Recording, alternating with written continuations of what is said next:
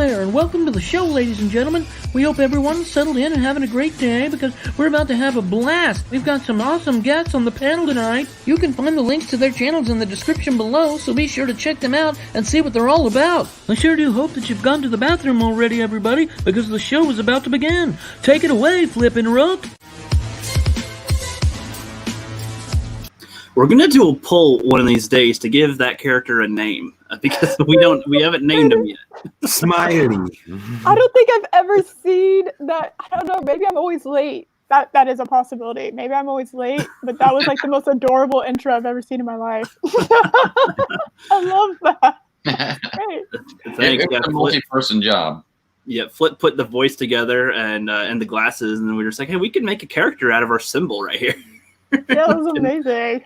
Have them do our intros. Right now we call him Lil FC, but we're going to do a poll at some point for people to name him properly.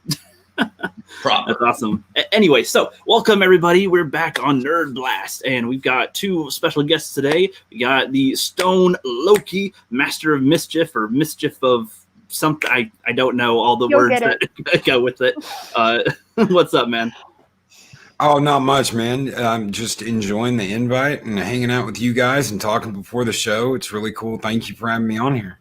Oh, yeah, no problem. It's fun times, trying to find fun in the summer sun. And we got our next special guest, which is the Eris of Chaos. What's up? Nothing much. Just, chilling with some cool people. Hell yeah, it's the best thing you can do, I'd say, especially on a weekday. And True. below me, we got Flipster down here. What's up, dude? What's up? It's the coolest I've been all day. I've been out in this heat over here. Good summer heat, humidity at like, oh my God, levels. Oh, You just got off work, right?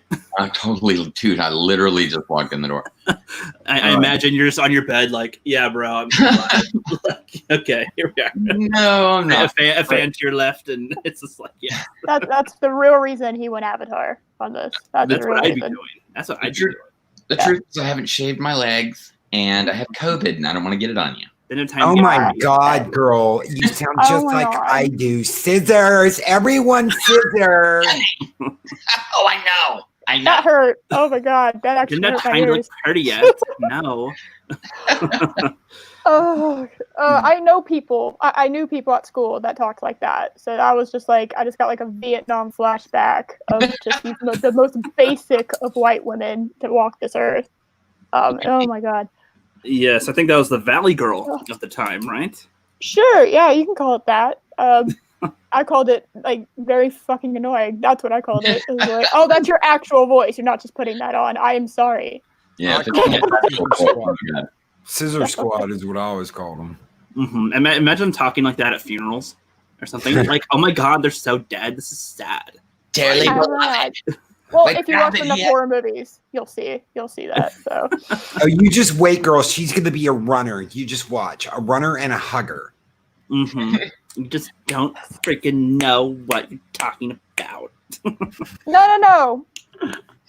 You gotta do it right. You can't the proper Z. I know, but my arm got lazy. You do Z, or like it's like the seatbelt, where it's like you come up here and then you do.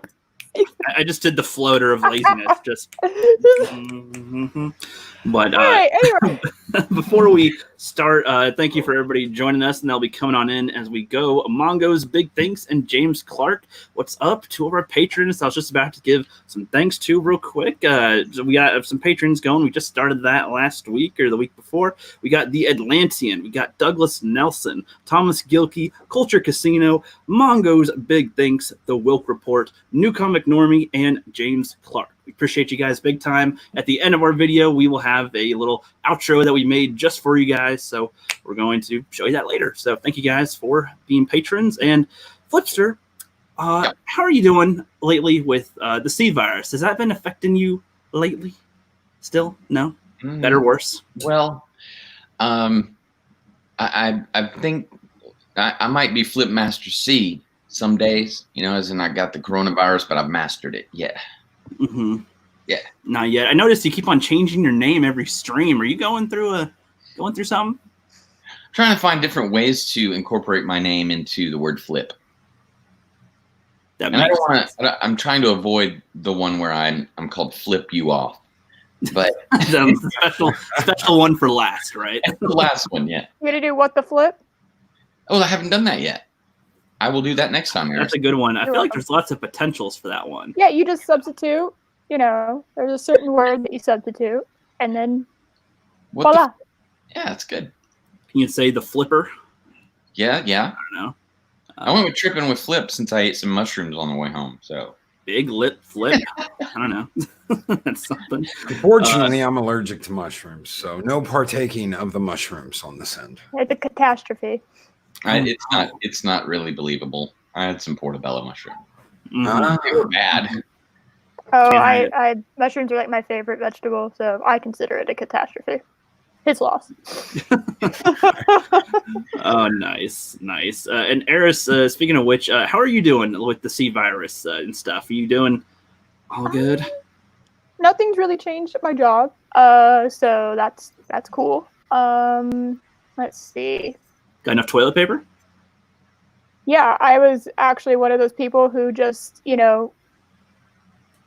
always has stuff. Mm-hmm. Just always make sure that there's stuff. And so, actually, funnily enough, it was it was on Twitter, and apparently the UK ran out of toilet paper before we did. And so I just had it in the back of my mind, and I went grocery shopping like a week before, everything went down. And I was like, I'll grab some. And what do you know, like the next week, like there's nothing in the toilet paper aisle.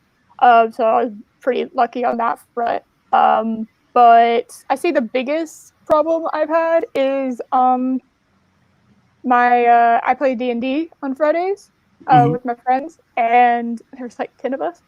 And we had to scrap an entire campaign because where the host, I guess the DM lives, was under curfew, and we go till midnight on Fridays. So we couldn't do it, and people were just like quarantined and whatever. So that was kind of annoying. That was probably the biggest thing that's affected me, and since that is the biggest thing that's affected me, I say I'm pretty blessed and very very lucky considering everything. So Right. Well, I think there's ways you could do D&D online or something. We tried that last time with someone doing it online, and we kept forgetting about him.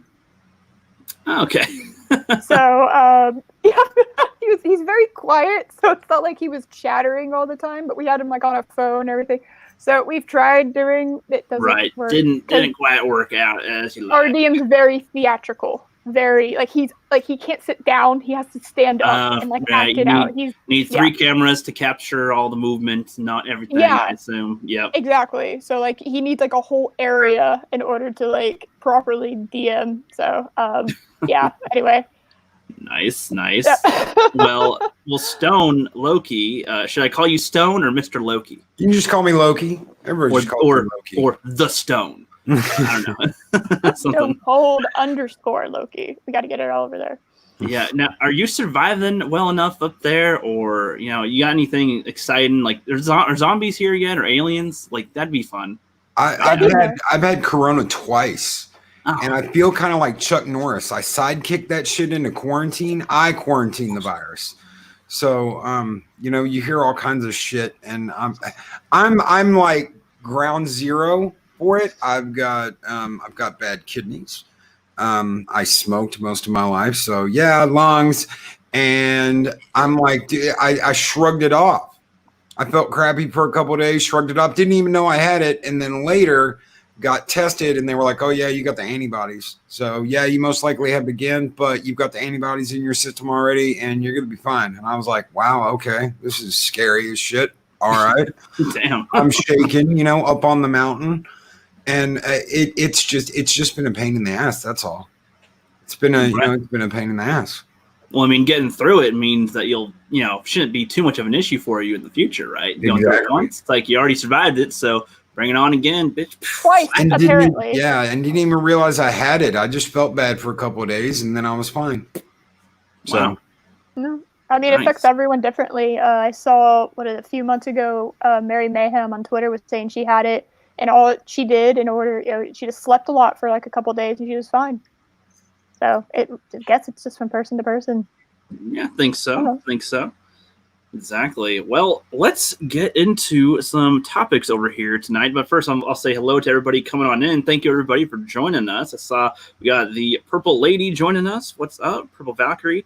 How's it going? Yeah, their show is interesting this morning. I caught it at the end. It's always too early for me in a way with my time when they start. So it's like, I'm like, okay, I'm at the end of the show again when they're saying goodbye, pretty much. But that's good. We got Tehelium 29. What's up? I haven't seen that name before, so welcome. Helium 29. Tehelium 29. If only we had that effect. There we go. Problem Bean says, how are we all? Well, we just went through that, buddy, so we're doing pretty good. James Clark said he ate a burger at a joint called Flipside. Whoa, all right. Yeah, you gotta trademark your stuff, Flip, before other people take it from you. Can't wait to see Flipper in Doubtfin. The Doubtfin. Oh, And that's Doubt- Like the Flipper the dolphin. Flipper Okay. Doubtfin. The Doubtfin. That could be your movie, your own movie, in the future. How's it going, Mark? Mark the Infinity Tired. What's up? What is up? Glad to see you in here. Psycho Lavos. Long time no see. How's everyone doing? Yeah, I've seen you around some other chats before. What's up? Yes, Psycho lives like 20 minutes from you. Oh, nice. Sweet. This says live at the Love Shack. It sounds like a song. Is that a song? That is Love a Shack song. is a song, yes. Yes. Yeah, I'm Love actually Shack, right here where I baby. live in Athens. Oh, yeah. Careful, That is a don't song. copyright them. Okay, I forgot about that song. Oh, yeah. It's been a while. I can't Yes. find it. I've searched all My over. mom hates it. That's how I know about it. Because Yeah. my Love dad, like, Shack. yeah. Love Shack. We're rolling. And I don't know the rest of the words. Yeah, something is as big as a whale. That's what I know. So Yes. Got me a Chrysler. It's as big as a whale. there we go. Mhm. Mhm. And Love Shack says Stone Loki got the C virus. Mazel tov. I don't know if that applies to this situation. Yeah, I was like, wait a second. Wait a second. I'm not celebrating it, but celebrating his survival. That's how I should have Okay. avoided it the second time. I should have gone in the kitchen, broken a glass on the ground, and started dancing. Mhm. Tradition. Oh, sorry. That went, like, that Mhm. just whooshed over my head. Jesus. I think so. I think so too. And what's up over yeah. Easy Mode? What's up? He's also a good Ryzen YouTuber making some videos. Easy. Hello, Man. everyone. Good man. Heck yeah. Psycho Lava says, I'm surprised I haven't gotten C virus yet, although I wouldn't doubt it if I already gotten it. Yeah, a lot of people seem like, especially when they're kind of young-ish or, under the old age. I don't remember the exact number they're I given was like, for what's the when old you get age? it. I don't know the number exactly. People get it, they're sick for a bit, and then they get better and like, oh shoot, I had it. Oh well, all right, cool. That Not a seems big to deal be about most of people's reactions, actually. Like, Mhm. oh, yeah, okay. I'm waiting for the Whatever. people that get it to be like on Instagram, like a celebrity to get it and be like, it's been long and hard winter. So far, it's July, it's been Yeah. so tough. I can't survive. Well, Give me unless likes. they're like in Australia or like the Southern Hemisphere in general, because it's technically winter there. Well, I know, isn't that More- weird? the more you know, the more. The Southern Hemisphere is a weird place. I know. Remember when they were saying summer would take care of all this? The heat would just bake it away. Yeah, it's like 100 degrees outside, and they're like, "Oh, it's worse than ever." It's Yeah, that's how that works. imagining the barbecuers on streets to be like, get your C virus, get your kill right here, get this burger and stuff right here. Get outside, come on, got to get it off, burn it, take off your shirt. It's all good. It's how that works. Yes. Over easy mode, yes, you did hear something about D&D. I play D&D on Fridays, so yes. Nice. That's me, Nice. So. By the way, guys, I'm sure that most of the people here know of you two, but if they don't, your links are in the description below. And that's kind of thing I was noticing earlier. Like you guys and the Purple Lady and Samantha and everything, even though your guys' channels are kind of small, like you guys have a great, like over 10% of your guys' audiences watch your stuff. So that's I love that. That's actually harder to get than the subscribers, I think, because you can have I have almost 2,000 subscribers, but sometimes it's like, okay, I have like 10 people watching, and then I'm like, okay, but it's like, yeah, but it's like not. So that's good. That's great because you have the dedicated audience. That's why when you get to the 100K Stone, then you'll be able to make the reveal. Well, I always say that it's not an audience. They're friends, they're family, they're people that I love hanging out with every morning, getting together with every morning. I've got a guy in chat that's always like, "Are you going to go on for more than an hour this time? Damn it!" And I'm like, "No," because if I go on more than an hour, and I might hit a minute or two more, but if I go on for more than an hour, what's the point of coming back again tomorrow? I'm on at least almost 10 times a week, so or more if I guess somewhere. So. You're giving them 10 hours a week, then, right? Yeah. That's pretty good. Yeah, I can't do that. That's too much. That's too much. That's great, especially if you keep it short, keep it substantive for each stream. Then that's a good way to do it. Spread it out. I like that. Problem Being says, just did a review with Rabbi from Another Planet of Blazing Saddles. Oh, he's talking to Mongo. I was like, what? I have no idea what that is. Over Easy Mode says, did I hear something? Oh, okay. Yep. You already had me with that. Nice. Yep. I need to catch up with that. Okay. So let's get started. Thank you everybody for coming on by. Starting with the Flipster here, since you brought it up with me a little early. Well, no, before that, Loki, you said you had an announcement you wanted to make.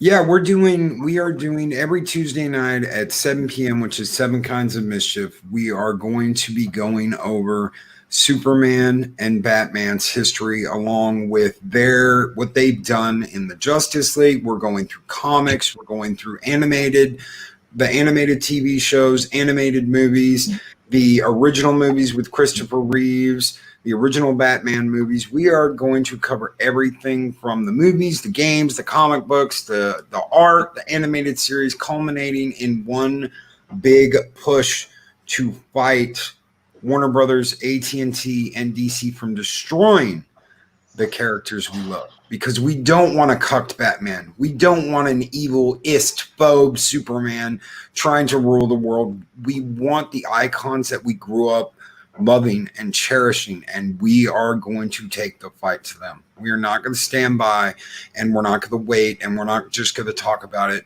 It's going to be me, Mexican Iron Man, 24/7 Fusion, and a couple other people. I know Clobbering Time wants to come on, and we are going to try and get as many signatures on those petitions as signed as we can and get them in the hands of the corporate suits and let them know this is not what we want. You know, I had a good dad. There are people out there that I've talked to that did not have good parents, or they didn't have any parents at all. And you know what they did? They read comics and they learned right from wrong from the people in those comics. They said Superman was always someone I could look to. Batman was always someone I aspired to be like. And they became cops, or they became firemen, or they became somebody. And that history and that mythos we have to protect. Right now, the Japanese are going nuts over that with their manga. They're building museums and vaults to keep their stuff in, so nobody can ever alter the stuff that they have created. No Western influence is going to change what they have created, and we need to have these same things here. They can't change these characters like this, and they can't go back in time and rewrite those stories. Because that's when I start hearing about things like that. Oh, well, we have a crew of talented, I forget what they called them, cultural readers. They're going back over the old material saying this is wrong, you can't say this, you can't do this. If they actually are going to change that, if they're going to do that in reprints, that's a destruction of history and art that we cannot allow. Damn, sounds like quite a show to be covering. Yeah, we're going to be doing this for the next couple of months. You should have seen a Superman one yesterday. I like the strength and passion you have with that. That's awesome, man. Thank you. I love those characters. I love comics. I love the movies. I love it all, and I don't want to see it get ruined because some asshat wants to insert their own agenda, their own political or sociological or whatever kind of agenda they want to insert into our history and our mythos. We can't let them do that. I agree. Bruce Lee is Batman, you know, basically what we're getting. Yeah, Bruce Lee is Batman. Wait, or do you think someone that's a drug dealer being Batwoman. A drug runner is Batwoman. Right. That's what we're gonna get for Batwoman is a drug runner that is the greatest undisciplined fighter in the world that used to be a drug runner is who we're gonna get as Batwoman in season 2.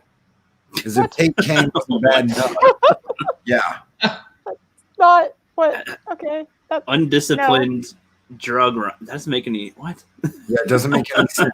She's supposed to be the greatest fighter in the world, but she's undisciplined. And wait, you talking about for the show? For the CW? Yeah, for the new CW show. She's an unapologetic lesbian, greatest fighter in the world, but she's undisciplined. And she used to be a drug runner. And she's living in a van down by the river. But you left out she'd steal milk for an alley cat. Yeah, she'd steal milk from an alley cat. And she's living in a van with a plant down by the river. Down by the river. Yeah, down by the river. I'm not shitting you. You can't make this shit up. He says, "Yep, that's an insult to the Farley." Yep. Nope. Can't do that. He would. You're serious? Yeah. Wait. Oh. It's a. Oh my god. Just on a stream with the place to be reviews when we covered it and read it. Oh my god. Right. But you always think it can't get worse. Because I watch, like I've said 1,000 times, I watch EFAP all the time, and I've watched the coverage of Batwoman. Mm-hmm. And let me tell you something, that is damn well magical how awful that show is. And Would you bring me? Would you bring me? Yeah. Love that stuff. Oh my god, it is something special. Okay, they cover. Okay, let me give you episode 1. They cover 2 seasons of material at least in episode 1. It is awful, and so it is something special to hear that they have lowered the bar once again. Like this poor actress that signed on for this, it was like, I don't think this is going to be something you want to put on your resume. I don't think you're ever going to want you're going to want to burn this. The everything. You're going to burn the whole set by the time you're done because it's going to ruin your career. Like Ruby Rose left. She was charging in at the beginning and then she left. So do you think that there was a reason? Yep. Yeah, probably many reasons. All you have to do is listen to how they introduce the actress as the new character. Colored, bisexual, and that's all you have to do. Colored, bisexual, and there are people like, oh, I'll watch it now. Okay. Oh my god, It was all in the when it was trending. It was everyone. It was all these people, and it was hilarious to watch because like you just reverse it. You just reverse like the race, from season 1 and season 2, and it's just like, oh my god. A black woman is now in this show. I must watch this. And wasn't there already one though? The cop chick was a black lesbian, or bisexual, right? Not the main star. But Doesn't matter. Not in the show. Yeah. She could have probably been. She probably could have. I think she had. It wasn't the worst acting, I guess, but she could maybe. I don't watch the show, to be honest. CW a long time ago got kind of repetitive extremely, and I'm like, oh, this is kind of dumb now. Oh yeah. I love the Flash. I loved the Flash when it started. The first 2 seasons of the Flash, I was like, run, Barry, run! And his dad being the Flash from the 90s. That one, I like that twist too. That made me kind of want to just see it again, just to have that, because I don't get the nostalgia from it because I didn't see that show before, but it's like, hey, why not now? But it's just kind of racist, I don't know. Yeah, well, you see, I feel like they need to know when to stop doing things, like with the CW and the Arrowverse all together. How many separate shows are there that have more than 3 seasons? Of just the superhero shows? 6. Is there non-superhero shows in the Arrowverse? Yeah, well, in the CW, okay, so. Well, I mean, like of the DC, yes. I guess. Well, in CW, I watched EVAP cover the Infinite Crisis monstrosity. Yeah. And what they did something really interesting. So, do you know the show Lucifer that got canceled? And now is on Netflix? Yeah, well, that was a couple years ago, right? There. Yeah, he's in there. Lucifer is in there. So Constantine goes and talks to Lucifer. Yeah, I thought that was from Constantine's universe or something. I thought that was that. I know Constantine got canceled too, but I thought that's what Lucifer was from. But that was the show. Oh, that was the show. Lucifer. I did not connect those at all. I just know because he's on my Netflix all the time, so I know that actor's face now. I don't watch the show, but like, it was just like, oh, okay, we're just Satan. We're just introducing Satan. Okay, cool. We're just gonna blow by that, right? Okay, but y'all just confirmed all of this stuff that people have been trying to prove or disprove for like literally millenniums. We're just gonna brush by it. Oh, there's more important things. Like, have you seen the Michael Keaton info? Have you seen the info about Michael Keaton? Michael Keaton was in the suit that Kevin Conroy was in during Infinite Earths, and Warner Brothers stopped it. Warner Brothers went on the set. The suit said, "No, we are going to use him for a movie. Get someone else." And they reached out at the last minute to Kevin Conroy and got him to do it. But that was supposed to be Michael Keaton's Batman from '89. So everybody that's excited about Keaton coming back, think about what they're going to do to him. That's what I was about to say. I'm like, the character's going to be destroyed, right? Yeah, we both covered it on our channels. Is like, do y'all even understand what modern day cinema is? Can you recall really briefly how many times they brought someone back from a beloved movie from the past and paid any sort of respectable homage to him? Well, if they ever try to, they do it in such a way that feels weird, and then they end up ruining them anyway. Like with Arrow, even like they try to give him moments. They're like, "Oh wow, we all love him," but then it's like, I don't know. You kind of make him stupid when you do certain things here. Like in the Infinite Earth thing, for example, was kind of ridiculous. And honestly, my point with bringing up the shows was like, Flip and I have talked about this quite a few times. Like, there's The Flash, there's Arrow, there's DC's Legends of Tomorrow, Supergirl, even Vixen, I think, was part of it. And that was like a 6-episode that was a 6-episode cartoon that wasn't even aired, I don't think. It was just on DVD. Just watch Justice League Unlimited. You'll be fine. Well, I know, but I'm saying that no, they have it in continuity in the Arrowverse that they met because when they first meet Vixen in the Arrowverse, they act as if they've seen her before, and they do in the cartoon. That's what I'm saying. Yeah. And then all these other shows, they have the Batwoman was another one, and was there another the Black Lightning and probably another one or two. My point was they just ended Arrow now, I think, and they should have ended him forever ago and then had another show or something alongside it. 3 times in Infinite Crisis, so I'm hoping he's dead. God. Did you? But it's like that Michael Rosenbaum game gave about them asking him to come back as Lex Luthor from Smallville. No money, no script, yes or no, right now over the phone. No, that's the offer they gave him. That's a no. That anybody who has half a brain, like, no. Yeah. That's a no. And especially someone who's been on, in Hollywood for a little bit and actually knows what he's kind of doing. He like, I know him as the voice of the Flash, I think, from Justice League animated series I grew up with. He did the voice to the Flash. So that's how I know him, and it's just like, he has some talent, and you throw that kind of attitude to someone with that level of talent, it's like I don't even think someone brand new in Hollywood would say yes to that. It's like no script. That sounds like you're about to that's a trap. Right. That's a damn trap. No money and no script. It's like, okay, so what are we doing? Yeah. What movie am I shooting?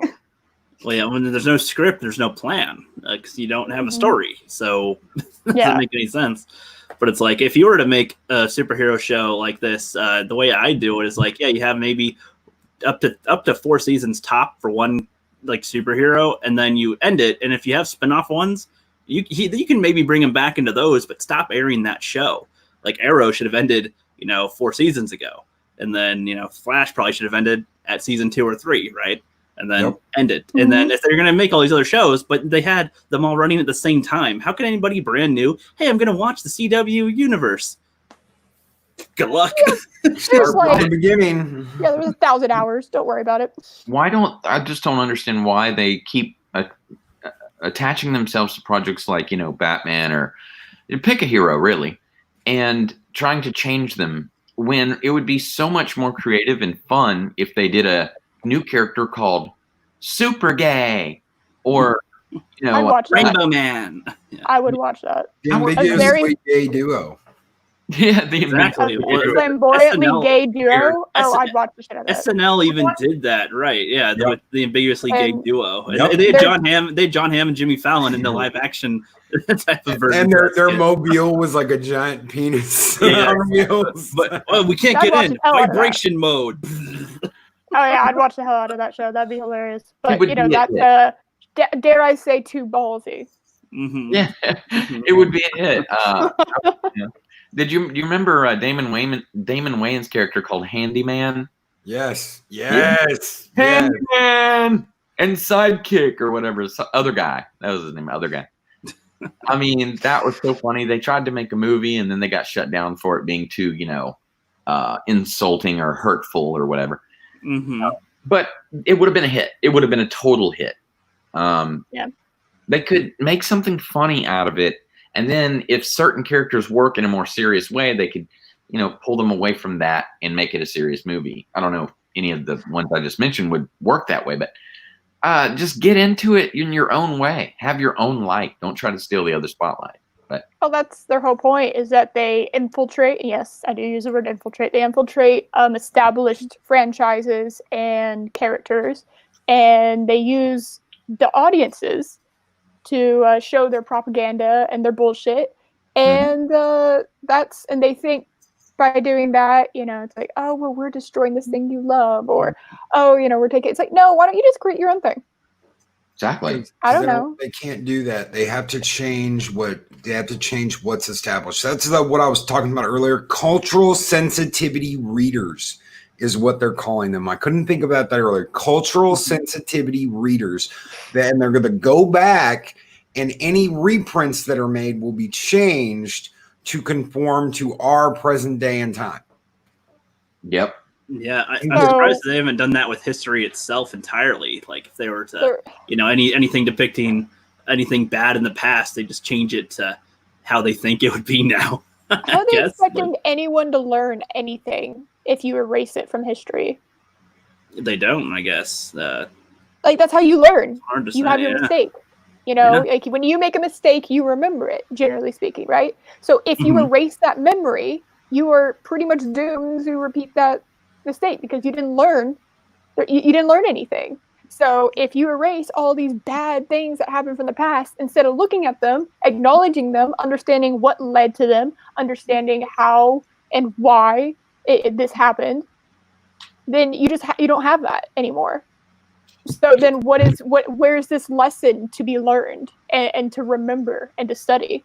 But they don't believe in their own failures, so they would never admit to have a Get off mistake your to damn learn high from. horse. Everyone fails. I've failed. I Yeah. have failed so many times in my life. And Yeah. I have succeeded more because of my failures. That's right. So you know what? Yeah. Suck it. I wouldn't know what I'm doing today if I hadn't failed at YouTube two times before now. This is my third rodeo. This is my third rodeo. I did it twice before. I learned a lot, and I learned from mistakes I made in the past.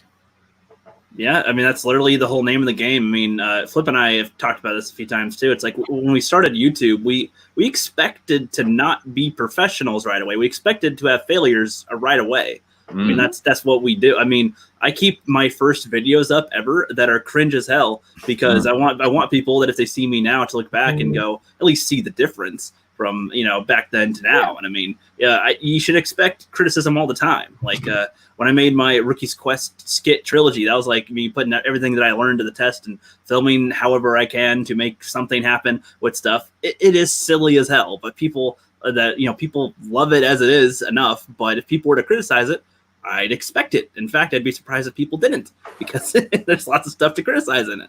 And it's like, people seem to not be able to take it. They go, something's wrong with the people trying to criticize me. Something's wrong with Could you. never be I don't me. know. I am a perfect being. Okay, I could never be wrong. Those people are very annoying. I pulled out my first podcast from 2010 and listened to it the other day, and yeah, I'm like, we are live in the masterbrain. I'm like, oh, dude, I sound like a total dipshit. And the microphone is probably off on the audio, or it's too loud, or it's like, headset. It was a headset. It wasn't a real mic. Yeah. Yeah. I use this. This is my mic. Nice. Yeah. I didn't even see that there. Sweet. That's good. It's just whatever. Yeah. When I started, I had a slow. I actually was inspired by Channel Awesome, and oddly enough, with how they used skits to do reviews was specifically that they would do a mini production to do a review, and they did characters. So I made my own characters, and when I started, I was like, "Hello, I'm the rookie critic. I don't have a slogan yet, but I'll come up with one later." And like that was my whole shtick at the beginning was I'm a rookie and I'm learning and I don't know shit. And that's where that started. Oh, that's a good thing. That's a good thing. Because, I mean, any mess ups can come off like you meant to do that. Yeah. Well, and it was funny because back then I had no idea what to say at first. Because everybody always started on YouTube. They always say something. Their slogan or their. Yeah. And I'm like, I don't know what I would say. So I'll just say, I don't know what I'm going to say. And here I start. So there you go. I don't know how to say goodbye whenever I'm exiting my stream. Like, I don't know. You just like cut yourself off. I'm speaking and then.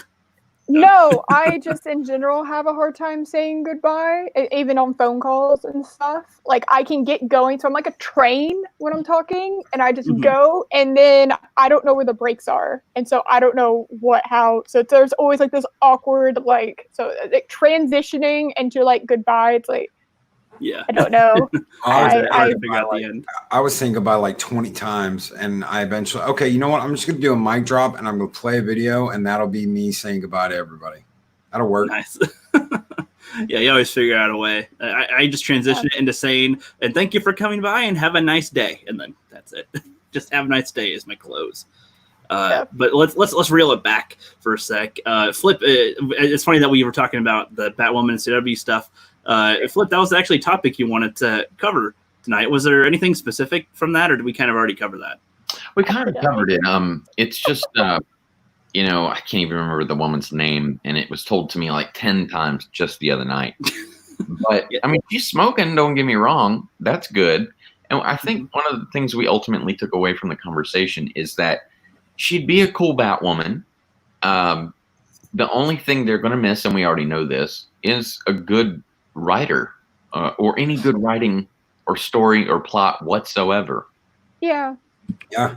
That's just a minor thing in a TV show, though. So what? I guess what would you guys do? So if you were the CW or you were one of these companies that own the studio right now, and for some reason you have to make the comic book stuff happen. I mean, do you think that they should be making live action TV shows or anything right now, or should they maybe not do them or make new ones? Or what do you think, companies should do? I guess they're trying to, bring characters to life. I suppose some people like Gotham and some other, like there's some good comic book stuff that comes out and sometimes, but like, what do you guys think? Okay. Well, I have two very extreme options.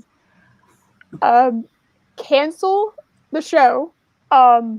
Entirely regroup, this is all one option. It's like cancel the show, regroup, and then find something that fits your budget, because you're blowing your budget on special effects that don't even look good, and you're not you just focus on like writers, like somebody who's like street level, get a good costume and then go, right?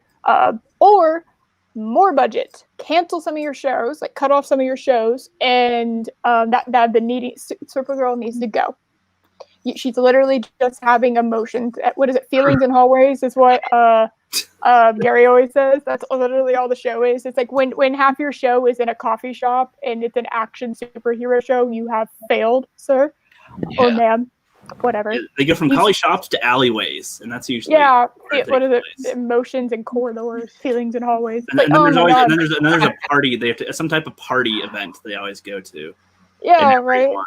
It's like a high school movie where there's always prom at the end, and it's like, Okay, like that's the big like third act. It's like, all right, cool, whatever. But you know, That's a good point. That's kind of funny. You said emotions in corridors. yeah, like he said feelings in hallways, and then I think he started emotions in corridors became something. It didn't stick as well, but it's like, yeah, that's all they. Yeah, like all they just have these little conversations all huddled up and they have their feelings and emotions, and it's like, okay, cool, but can I have character development, well written story, a consistent narrative, and good stuff? No, instead they have a secret they didn't tell the other character, and then they find out, and then they're mad about it, and then that's the drama, right? Yeah, and then they just rebeat. They do, what is it? Control C and then Control V, and we just do that for the whole whole run. That was probably my biggest pet peeve with all these, is that they're always like, they just hold back one little detail from somebody all the time, and then they're like, oh no, I guess I should trust you, but then they don't later anyway. It's like, okay, I guess you're just keeping it again, and then they're gonna be pissed when they find out, and whatever. Here we go again. I would like to see a brand new Batman show, where he comes and takes down looters and rioters. That would be intriguing. Yeah, I would love that. Well, imagine this. Don't even get rid of the show. Don't even get rid of the show. And they'll never do this because they're not smart enough to do this. Instead of an unapologetic lesbian drug runner, best fighter in the world, martial artist, undisciplined, yada yada yada, you start your episode with Batwoman getting out of bed and only having one leg. And as she's getting up and going about her day, you see little clips of when she was in the military, losing her leg in a war. Her best friend, lover, whatever you want it to be, dies trying to get to her to save her. The medics get to her. They end up amputating her leg. She puts on her prosthetic. She goes downstairs. She's tending bar. Lucius's son, I think Lucas or whatever the hell they call him. His name's Luke. Luke. Yeah. Comes in and gives her an opportunity. Says, "We can rebuild you. We can make you stronger, faster." RoboCop? You want a RoboCop? No. Bionic leg. Bionic leg. No. All right, cool. Yeah, no. Yeah. And she turns him down, but something happens. She gets mugged. Some kind of event happens. She changes her mind and does it. But she's still got to deal with the PTSD of what happened to her throughout the show. Throughout the show, she's reliving things that happened. She doesn't want to get close to anybody right away because she wants to get her shit together. We're talking about real life things instead of, oh my God, girl, come here, scissor time. Woo. That's all they care about. You know, lesbian actress. It doesn't even matter what her fucking name is. And I think her hair was badass in the picture I saw. I was like, damn, she got some kick-ass hair, girl. You're kicking it. But it's not the point, because in big, bold-ass letters on the front of the page, it says colored, bisexual. Right. That's their sell. That's their sell, is those details that mean nothing about the character. It's like a character is not their race and their sexuality. Like if you were to describe it, just I guess off the top of my head, like Buffy the Vampire Slayer, nothing about that has anything to do about her gender, skin, anything. In fact, Buffy the Vampire Slayer is pretty much her character in a way, but then you get deeper into the stuff. But it's like, that's a description of what she does, and that's kind of the character right there for the moment. Almost like it's well written or something bizarre like that. Yeah, I mean, I'm trying to just get my head into. I'm trying to get into the minds of the people that are making all these properties, and that's kind of why this kind of leads into the question that I had for everybody, which was, what franchises do you think should just simply stop? Like, meaning at least a 10-year gap before even thinking about trying to make anything new, or just never. Like, what do you think should just kind of stop being made? Anything that has had 3 movies. Stop it. Everything. 3 movies. CW. Yeah. Anything that has had 3 seasons or more, stop it and do something different. So that means we can expect a lot more Suicide Squads because they'll never get to number 3, but they'll keep on rebooting every other year, maybe. No reboots. No Stop reboots. It. No reboots. No remakes. No sequels. Give for a up on the year. Terminator. Y'all had two good movies, and the rest has been absolute shit. And they've had no point. They've had no point. I mean, number 3, I guess, was probably the least worst of the sequel ones after it. Take it at this point. God. Yeah, but yeah, I agree. See, Flip and I, this kind of goes with our discussion we're having before that we posted the other day. We're talking about, whether the rumors are true or not, like if Disney were to uncanonize the sequel trilogy and stuff. And we're just kind of going back and forth about it. And it's like uncanonizing things in general is annoying. But, in a way, it'd get some scum off the window, but they're going to replace it with more scum. Yeah, that's what I think. That's what I think. They just need to move on. They just need to move on. Like, it's possible and it's hopeful that I think that they could make something in the future, but I don't know, like, because Flip was saying, the directors Filoni and Favreau, it's possible something good can come out of it, which I agree would be better than this, maybe, than what we got, but don't challenge them. I don't know. Like, I just don't want them to touch them anymore. Or I think the other option was uncanonize the sequel trilogy and then just stop. Like, that's what I'd want. That's the thing. Yeah, they're gonna. Let them move on. Let them move on, because I'm going to tell you, if they go back and they uncanonize and they remake again, they're not going to start there. They're going to start with the originals. They're going to have Han, whoever ends up playing Han, which will be some soy boy bitch. He'll be like, hey, princesses, and Luke's going to be a cross-dressing queen. Leia's going to be some bitch with a stick up her ass, and that's what we're going to get for a new trilogy. What if they got Jamie Costa to be Han Solo? You guys know who he is? He's the guy who plays him in a couple fan films. And he did one in the Kenobi fan film as Kenobi. He did one in an older Han Solo one, and then Star Wars Origins or something. They won't though, because they don't care about that dude. That dude had a great Han Solo personality, which talking like that, it makes me kind of want something, but in a way, I actually almost prefer the fan stuff from it, because then it's well produced fan story with good acting and stuff. But because they care, exactly. I don't know. Like Eris said, they care. Yeah. It's like the Orville, right? Orville was supposed to be this parody, but it's the new Star Trek. That is the most Star Trek thing I have seen. It is that aligns like with the heart and soul of what Star Trek used to be.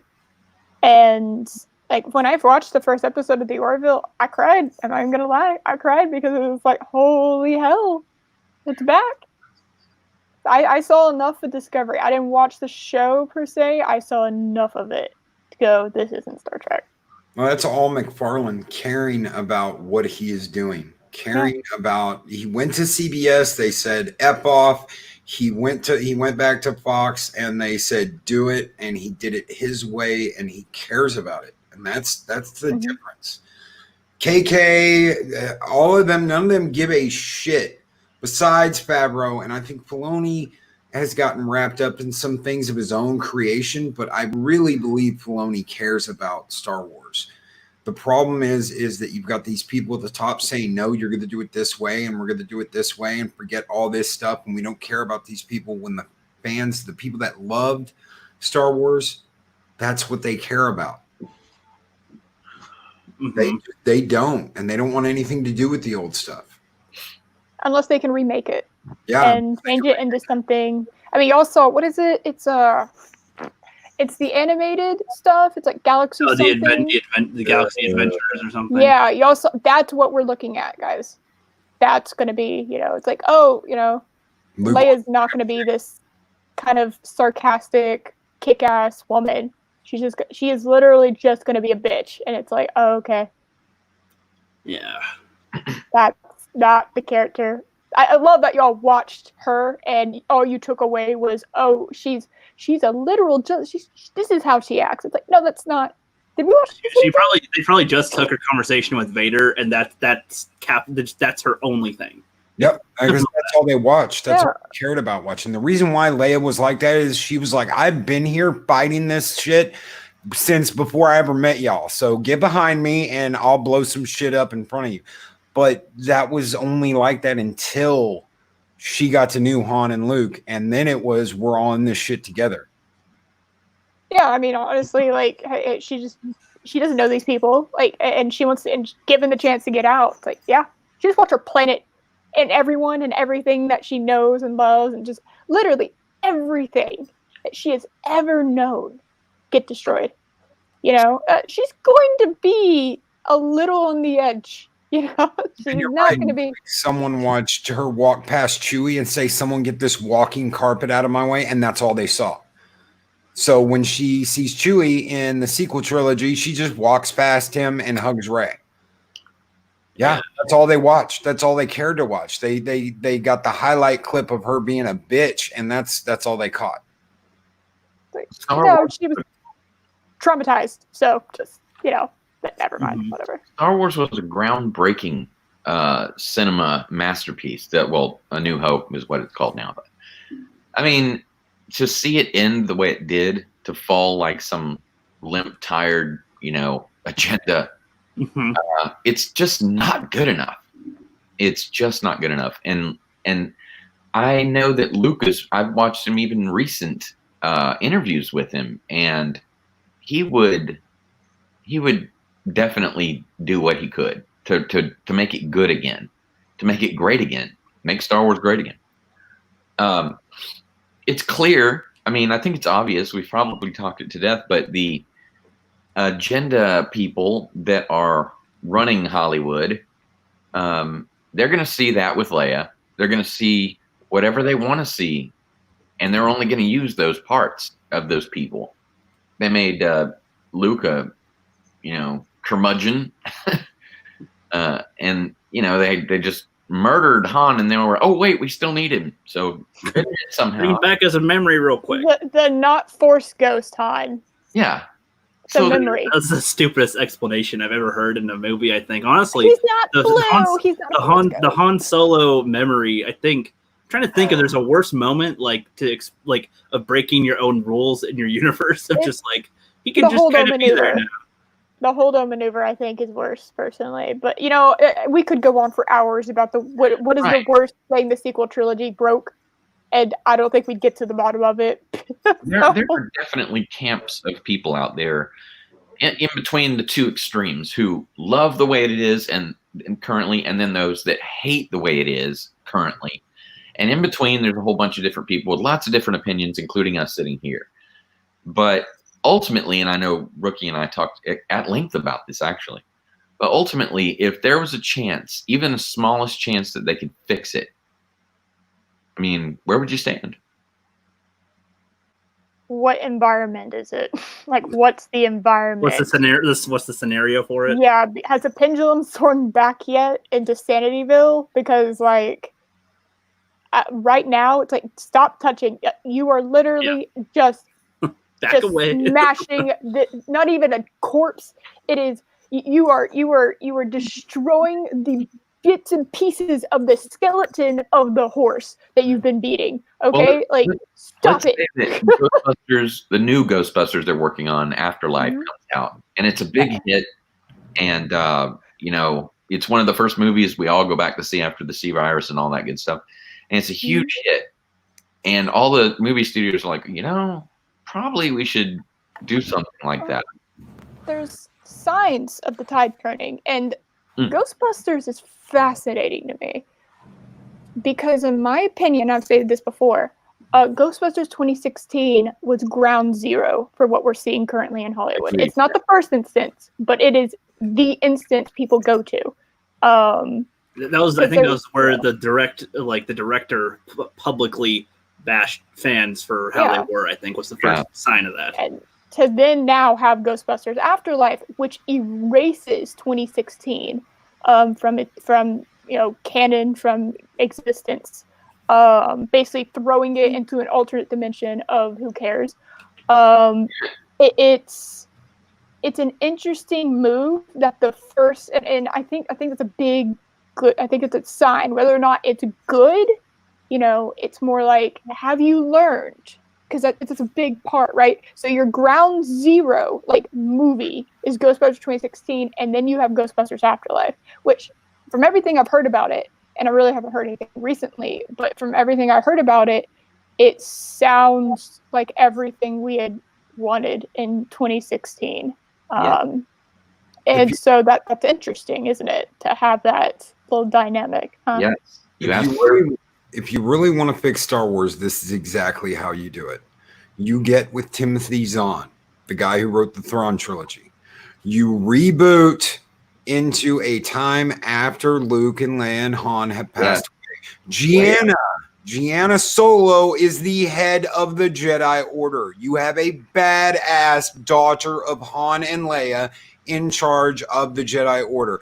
Ben Skywalker, not Solo, is her second. They have a Jedi Council of members that Luke trained personally. Those are the Jedi. That is the Jedi Council.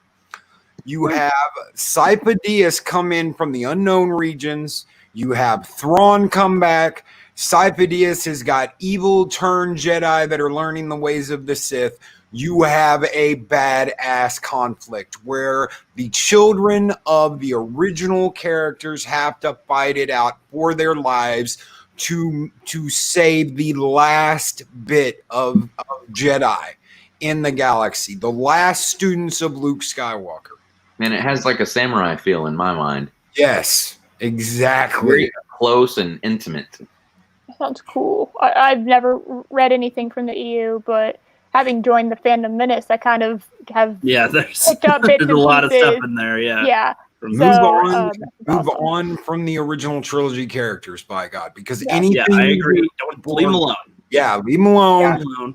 It didn't happen like the sequel trilogy was a dream or some shit. They can come up with something. Alternate reality, like Ghostbusters 2016. Just throw that sucker away. Toss it.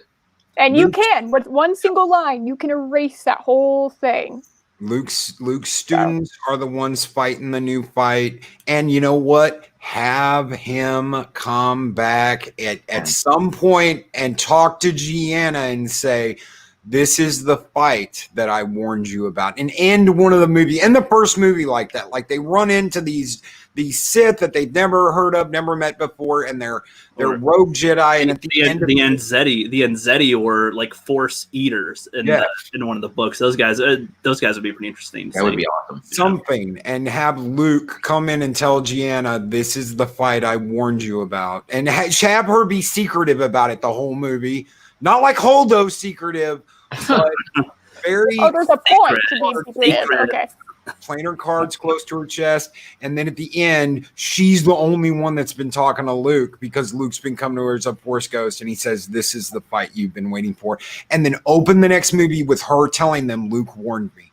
Luke warned me this would happen. He said some evil was out there coming, and we had to be ready, and that's why I've been so hard on y'all. Yeah.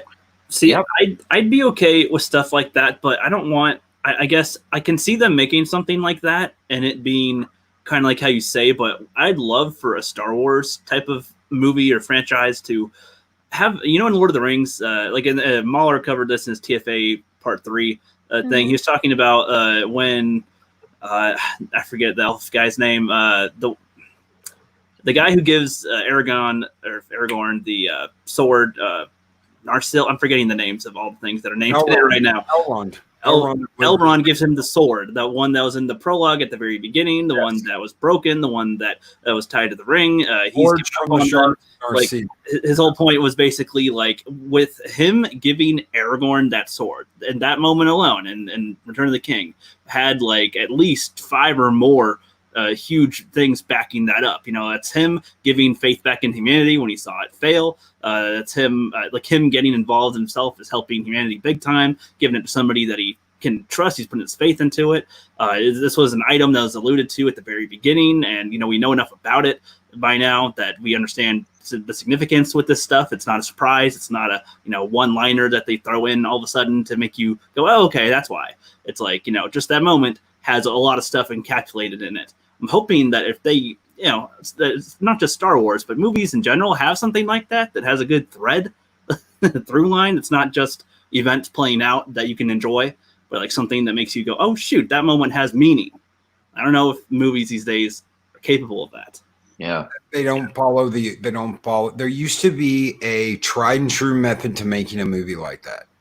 And it was called, I think it was called The Hero's Journey, where they meet up with the old man, hence the wizard, and they go on a quest, and the hero has to learn how to be a hero. They don't want to follow any of that anymore. They want to trash all of that and do it their way. And their way sucks. There's a reason Hero's why Journey is classic. Yeah. I agree. But I mean, I guess in a way too, I wish that you can move on without having to uncanonize stuff, because I feel like when people have the option to just make a movie and then it's bad and then go, okay, never mind, let's just make another one, it's like, why get invested in the first place half the time? Or people that were invested get shut down, and it's like, it's kind of a huge mix of what is this? That's my big example. It's a Terminator. It's like they keep on trying to get you back in, but they keep on screwing it up every time they do it. And like somebody said that, oh, well, the way that the universe works, things like that can happen. But I'm like, okay, that's fine. But why are they making movies if that's what they do every time? What is any point to any of the movies now? When KK came out and said there was no source material, I literally laughed on the floor for a good 10 minutes. I rolled around on the floor laughing my ass off, because I've read every EU book there is. I've read all the comics. I've listened to all the audiobooks. I've read all the books.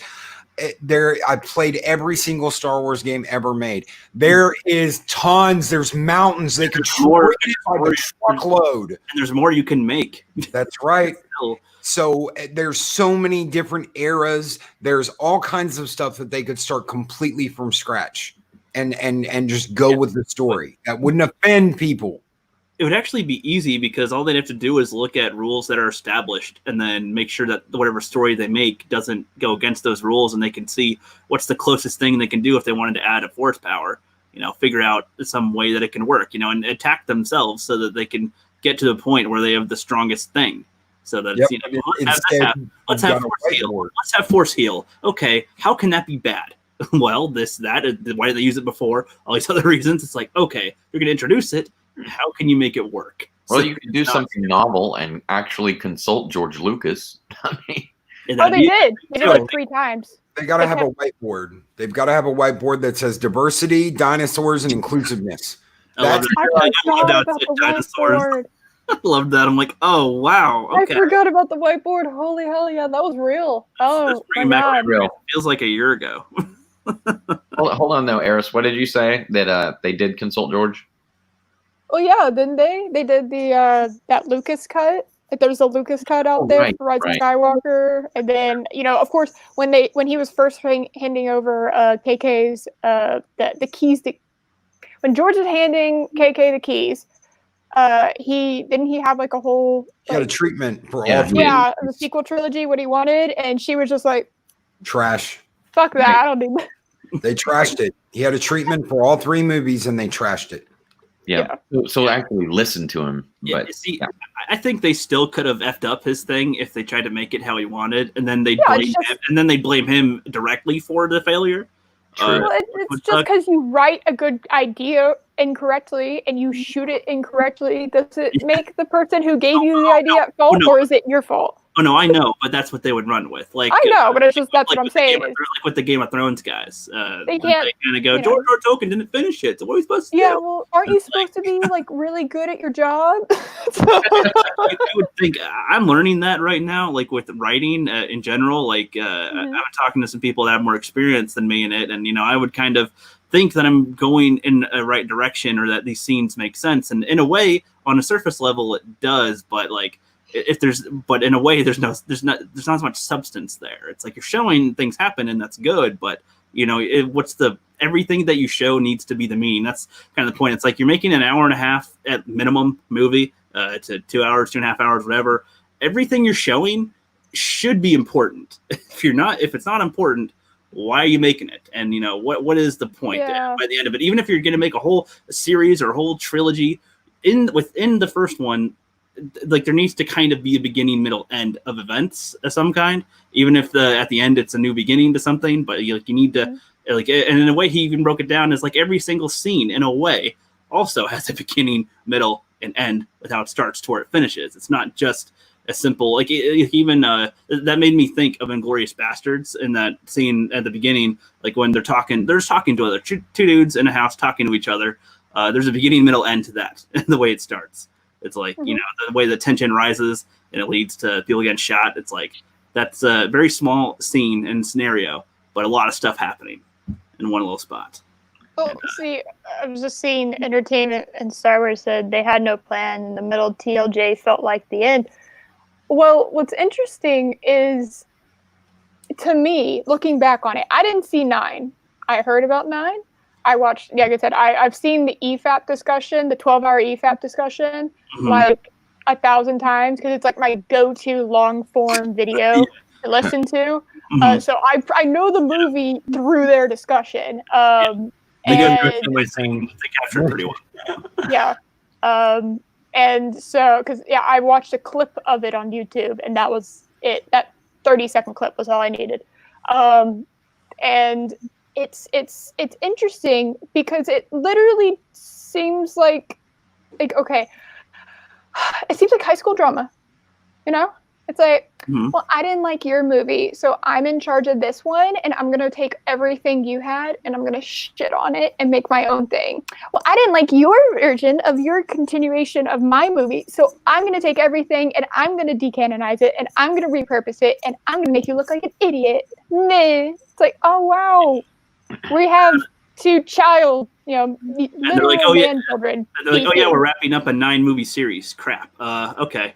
No, it literally feels like 3. Like, it's like, okay, so you have Force Awakens, and there's a ton of problems with that, and then TLJ is just like, the first punch, and then the Rise Skywalker punches back. It's a high school fight. It's a little high school spat. It's just like, wow, okay. Beating on Twitter. But it's really them that are, obviously, and everyone sees it too. Yeah, that's what I'm saying. Well, it's like that is what's disappointing, is that, like, a movie like The Last Jedi could have been okay if they did it right, maybe. Like, they haven't established, even in Force Awakens, though, like, they didn't establish anything about the world. Like, I liked how in the prequels, as much as people hate the prequels a lot, like, they showed showing the Senate room where there's like hundreds or 1,000 of representatives from planets. I mean, that's giving you a scope, and that's only representing half. Because then there's like the separatists, but then there's also independents or ones that aren't involved at all. They don't even know about. Like, so I'm telling you, the galaxy's big and full of creatures and species and stuff. Could have fooled me. That can do stuff. And then it's kind of silly when they say, like, in The Last Jedi, that nobody responded. I'm like thinking back to that Senate thing with all those planets and representatives. I'm like, they're all a galaxy, right? Yeah, it's not a planet. It's a galaxy. Did anybody answered it? Sorry. Did anybody else get the feeling at the end of, because I liked the end of The Force Awakens, the very end. Rey is climbing the 1,000 steps to meet the oldest kung fu master in the galaxy, and is going to be running up and down those steps carrying pails of water in the next movie. She didn't look too tired. She looked fine. She's all right. Rey. That's the way I was excited. The idea of that was exciting. Like, climb the steps and meet the master. The Goku Roshi. Yes. And that's what we got. We got a damn just. That's what you got. That was your the built of anticipation, and whatever, man. I'm gonna go get my green milk from that I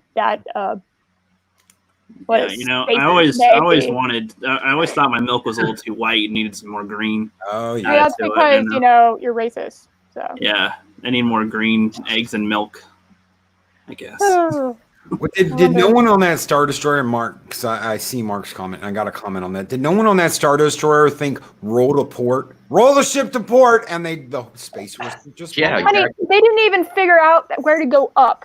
Okay, they couldn't even figure out what direction was up. So let alone try to figure out how to turn the steering wheel. It was such a throwaway line in the movie. They're like, they don't know which way's up out there without the thing, and then they just continue with that, and it's like, wait a second, what?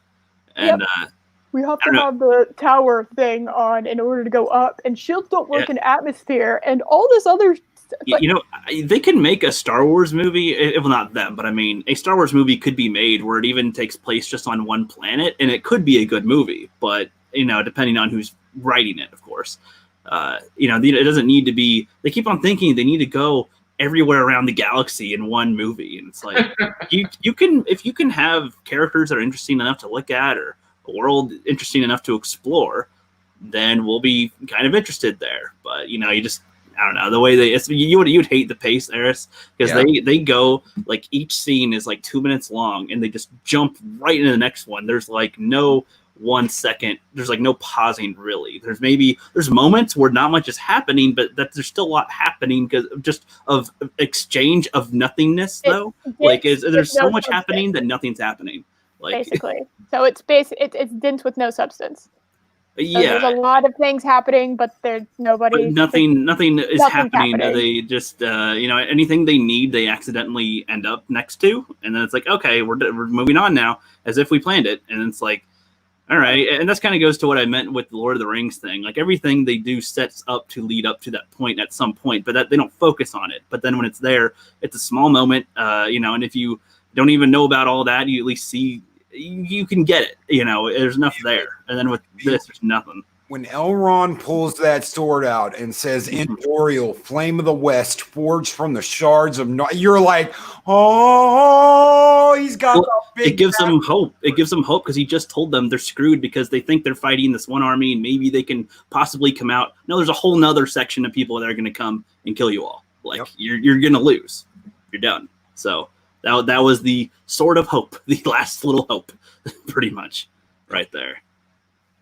And there's no moments like that. That's the one thing that I wish that they do. Like they could have had you feel about characters, and it's like everything they do just seems so unimportant. But I don't even know. Like, why do they have the bigger the ships they make, the more confused I get because I'm trying to think logistically. Do they have like cars in their ships to get from one end to the other? Like if you're person A in the engine room and captain needs to see you in the bridge, how the fuck do you get over there? It's like at the airport, that little cart. Leia that up in the EU. They talk about in one of the books. They talk about they have captured a super star destroyer, and she says we do not have enough military personnel left in the entire New Republic to man that one ship. Yeah, that's too big. It's just like 1,000 star destroyers with Death Star rays. Yeah, it's they like how many from the EU too. They stole that from the EU too. Well, they stole a lot of stuff from the EU, from what I gathered. But because they decanonized it, so they could use the EU. The EU, I thought technically it wasn't officially canon, but it plays enough off of the originals that you could consider it canon. It didn't break its own continuity. It kept it enough that you could go, yeah, that's canon, sure. That works. George Lucas kind of confirmed that it was. I thought he confirmed it was canon. Well, when you say the EU, I mean because there's some EU things that I think contradict each other as far as the books contradicting other books. Like I can't exactly think of them, but like there's The Last of the Jedi. Did you ever read that series? Yes. I haven't seen any. I haven't read any EU. Like I said, all I know is from what people have said. I picked up bits and pieces from the Phantom Menace. That's it. But I don't know. So like the new Jedi Order series, and then there's the Thrawn ones and stuff. Is that all? That's like all. None of them can. Are they all? I don't know because those are all by many different authors, many different things. They're all supposed to be connected, and they even had a story group before it was sold to Disney. And James Lucino, Timothy Zahn, they were all consulting together. I'll write this book, you write this book. There was an entire series, the Yuzon Bong War. All those writers were working together. I thought it was random people. Nope. I thought it was like, I have an idea. Can I write this and you give the approval? Okay. Early, really early on, yes. But in the last decade and a half, they had an entire team working together writing the books. Okay, never mind then. Forget my point. Because I thought it was all random kind of things, but just under approval. Organized chaos. Yes, chaos in a way. They even go back and take things from like the Bounty Hunter book, the one about Boba Fett getting out of the Sarlacc. They take that and they write an entire series about how this guy was being an imposter because this other guy wrote this book about Boba Fett not being dead. Well, that guy, that Boba Fett isn't really Boba Fett. It's some guy pretending to be Boba Fett that stole Slave 1 out of Impound. And the real Boba Fett who clawed his way out of the Sarlacc pit beats his ass, takes his armor back, and gets his shit back. Damn. That's funny. I guess I see why people like Boba Fett because I never got it. So yeah, well, if they can get all those books to have continuity and not contradict each other, really, or if there somehow is a contradiction and they fix it, like that's impressive. Don't see why they can't do that with films. They should be able to. They shouldn't even, like I said, they shouldn't even don't decanonize shit. Just make a whole new story in a different timeline and don't call it the High Republic. My God, there's an old Republic. It's the old Republic. I know, quit recycling the same names of factions and calling it in the new ones. It's so stupid. Did we ever figure out did they ever explain what the First Order wanted? Nope. To rule the galaxy. I think that was it. Just to have full control. Though? Like what? How did they come into being? Because like full control. Because full control. Let's see, the EU explained it a lot better, guys. If you ever read the books, Palpatine knew that there was a race of aliens from a different galaxy coming, and they were called the Yuzon Vong, and they were going to completely annihilate our galaxy. Palpatine said, we must have Death Stars, we must have Star Destroyers, we must be ready. Well, no, it's because the Yuzon Vong can do something with the ships and planets, and so they needed the planet destroyer to be able to better wipe them out or something, right? That was kind of the thing. And he saw all of that coming. It gave it a point. It gave it a mission. In his own twisted ass way, he thought he was doing the right thing. Well, he could do three birds with one stone. He can get rid of the Republic, get rid of the Jedi, and be prepared to save the galaxy. Almost Hooray! Like Palpatine's smart or something. He was very smart. No, he just wanted lightning himself to death. He just wanted to be killed to go into another body. Which, when I heard that in The Rise of Skywalker, I was like, okay, did they take something figurative and try to make it literal? Because when I think they're trying to go off of when he says, "Strike me down," and you'll be. Or strike me down, and you'll be doing what I want. You'll be doing what I want if you strike me down. But then in The Rise of Skywalker, like, strike me down, and I will literally come inside into you. And then it's like, what? Phrasing. You will be Shark Tooth Ray, dude. I laughed my ass off when she's face. The point when he says that to Luke is that if Luke strikes him down, then he will be pretty much doing the dark side acts and will start to become, he will start to become dark. Okay. He won't become Palpatine, but he'll be doing. Well, he was already doing that. He'll have failed. Yep. But I guess what's the point was that Luke would fail if he tried to kill Palpatine. Right there was kind of the point. Yeah. But then with Rey, they're like, literally, if you strike me down, then I will also be in you now. And then she did. She did. She apparently killed him. Although who knows? Like at this point, like. I was laughing so hard when he got she's like, I am all the Jedi, and then he gets electrocuted. I'm just like, is this two lightsabers versus infinite lightning? It's like that lightning just took down like all the ships. And now Kylo Ren was funny too. It's like, okay, you're just done. I'm like, he turned good for 5 seconds, and then that's all you get. Like, they didn't even team up. It was just Rey versus him. By himself, but that terrifyingly creepy guy that was sitting in that chair patting that lightsaber saying, "You want this, don't you?" is now a meme. That's what he is. Pretty much. Well, I think we covered that quite a bit. With that, we went on a good tangent there. That's all good. You're good. I'm a chatterbox, and I think this one's a chatterbox too. So no, that's been a long day. I've been up since 6 a.m. So. Oh, I feel you. But I've also talked awful lot about the Star Wars stuff. As a matter of fact, I just recorded something yesterday that went through all this too. So, but I think ultimately it's still healthy to talk about. I mean, we are our own therapy with each other, so it's a very good thing to talk about. Mm-hmm. Yeah. Yep. But I guess I want to transition into the next topic before we get into our game. So Flip sent me this huge list of movies that are being pushed back. Flip, do you have any of that, or do you want me to bring that up? I'll pull it up on my phone. Yeah. Okay, sure. Goody. I bet I'm gonna know all of them. I bet I'm gonna know every single one of them, having seen a trailer for all of them. That's something I do miss. I miss seeing the trailers. Now, it's kind of disappointing to see a trailer and then it says like, watch it now at home, and it's like I feel like that was eventually what was going to happen. Is movies were just going to be, in home theater, instead of being put in movie theaters. But like, I wanted to. Can I go back and see a movie in movie theater? That'll be a topic for another day. I want to ask people like if they think trailers enhances or diminishes the value when you see the movie, like the experience. Because sometimes I think it does work, and sometimes I think it gets you enough interested if you didn't know what the hell it was to go and see it. So depends on how well the trailer conveys what the movie's about. Well, I have seen some really bad. Like with Annihilation, that one really played it like it's a monster, weird horror movie, but then it's like just kind of a weird sci-fi movie with just some creepy stuff, and people going into it with an expectation gets a much different experience. At Night is a good one too.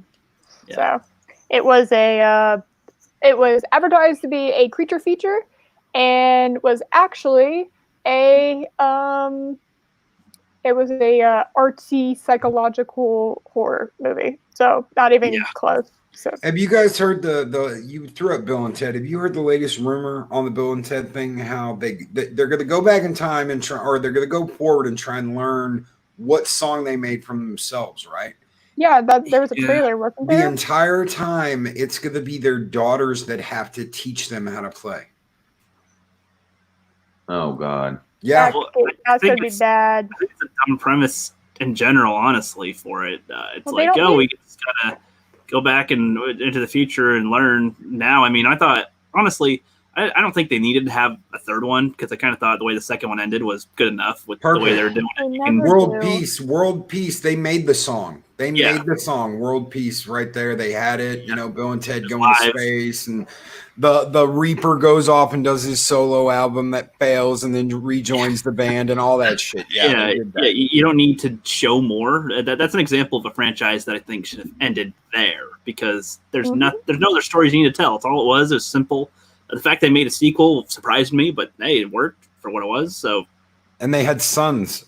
They had sons at the end of that movie. They didn't have little Ted, little Bill and little Ted. That's right. All right, but Flip, do you have that list? Oh yeah. All right.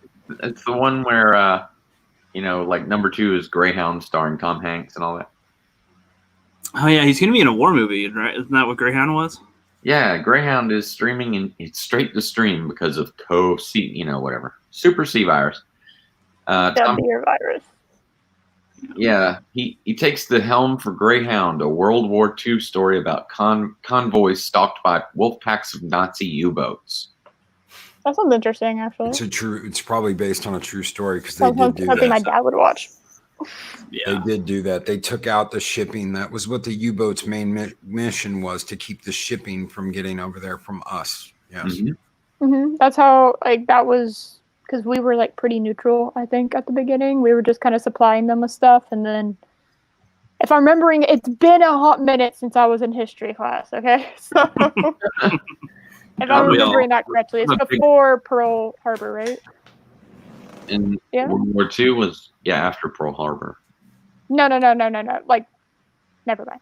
Okay, we weren't providing any military aid, but the way they circumvented that was a lot of our pilots were resigning their commission, would go over there, get paid double what they would get paid here to fly with the RAF, and then as soon as America ended the war, they were reinstated as American pilots. Well said. Yes. What I was saying was we provided shipments because we didn't want to get involved. I think there was a big nationalism phase happening in America at that time, and we didn't want to get involved in another war that we weren't a part of. But we were supplying shipments to the Allies, and then when Pearl Harbor happened, we were just go fuck yourselves. Yeah. Yep. Guns blazing time. Grab your gun and let's go get them. But if you watch the story of Midway, and I'm not talking about the movie or anything, we got really, really lucky. Yes. Extremely lucky. But hey, it still worked out, so that's great. But I think Tom Hanks in a war movie works. It's worked in the past with Saving Private Ryan. Bridge of Spies. Watch them make a sequel. Watch them make a sequel to Saving Private Ryan. Oh my God. Modern day, the sequel. I could see them doing that. Saving Ryan.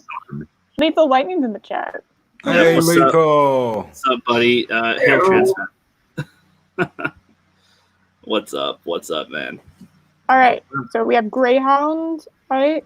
What other ones? What else we got? Streaming though. All right. It's on Apple TV, I think. Ugh, Does anybody watch Apple TV? I don't know. I don't have Apple anything. I've tried. I have Apple TV, I have a but Mac. it's just chock full of crap like Netflix lately.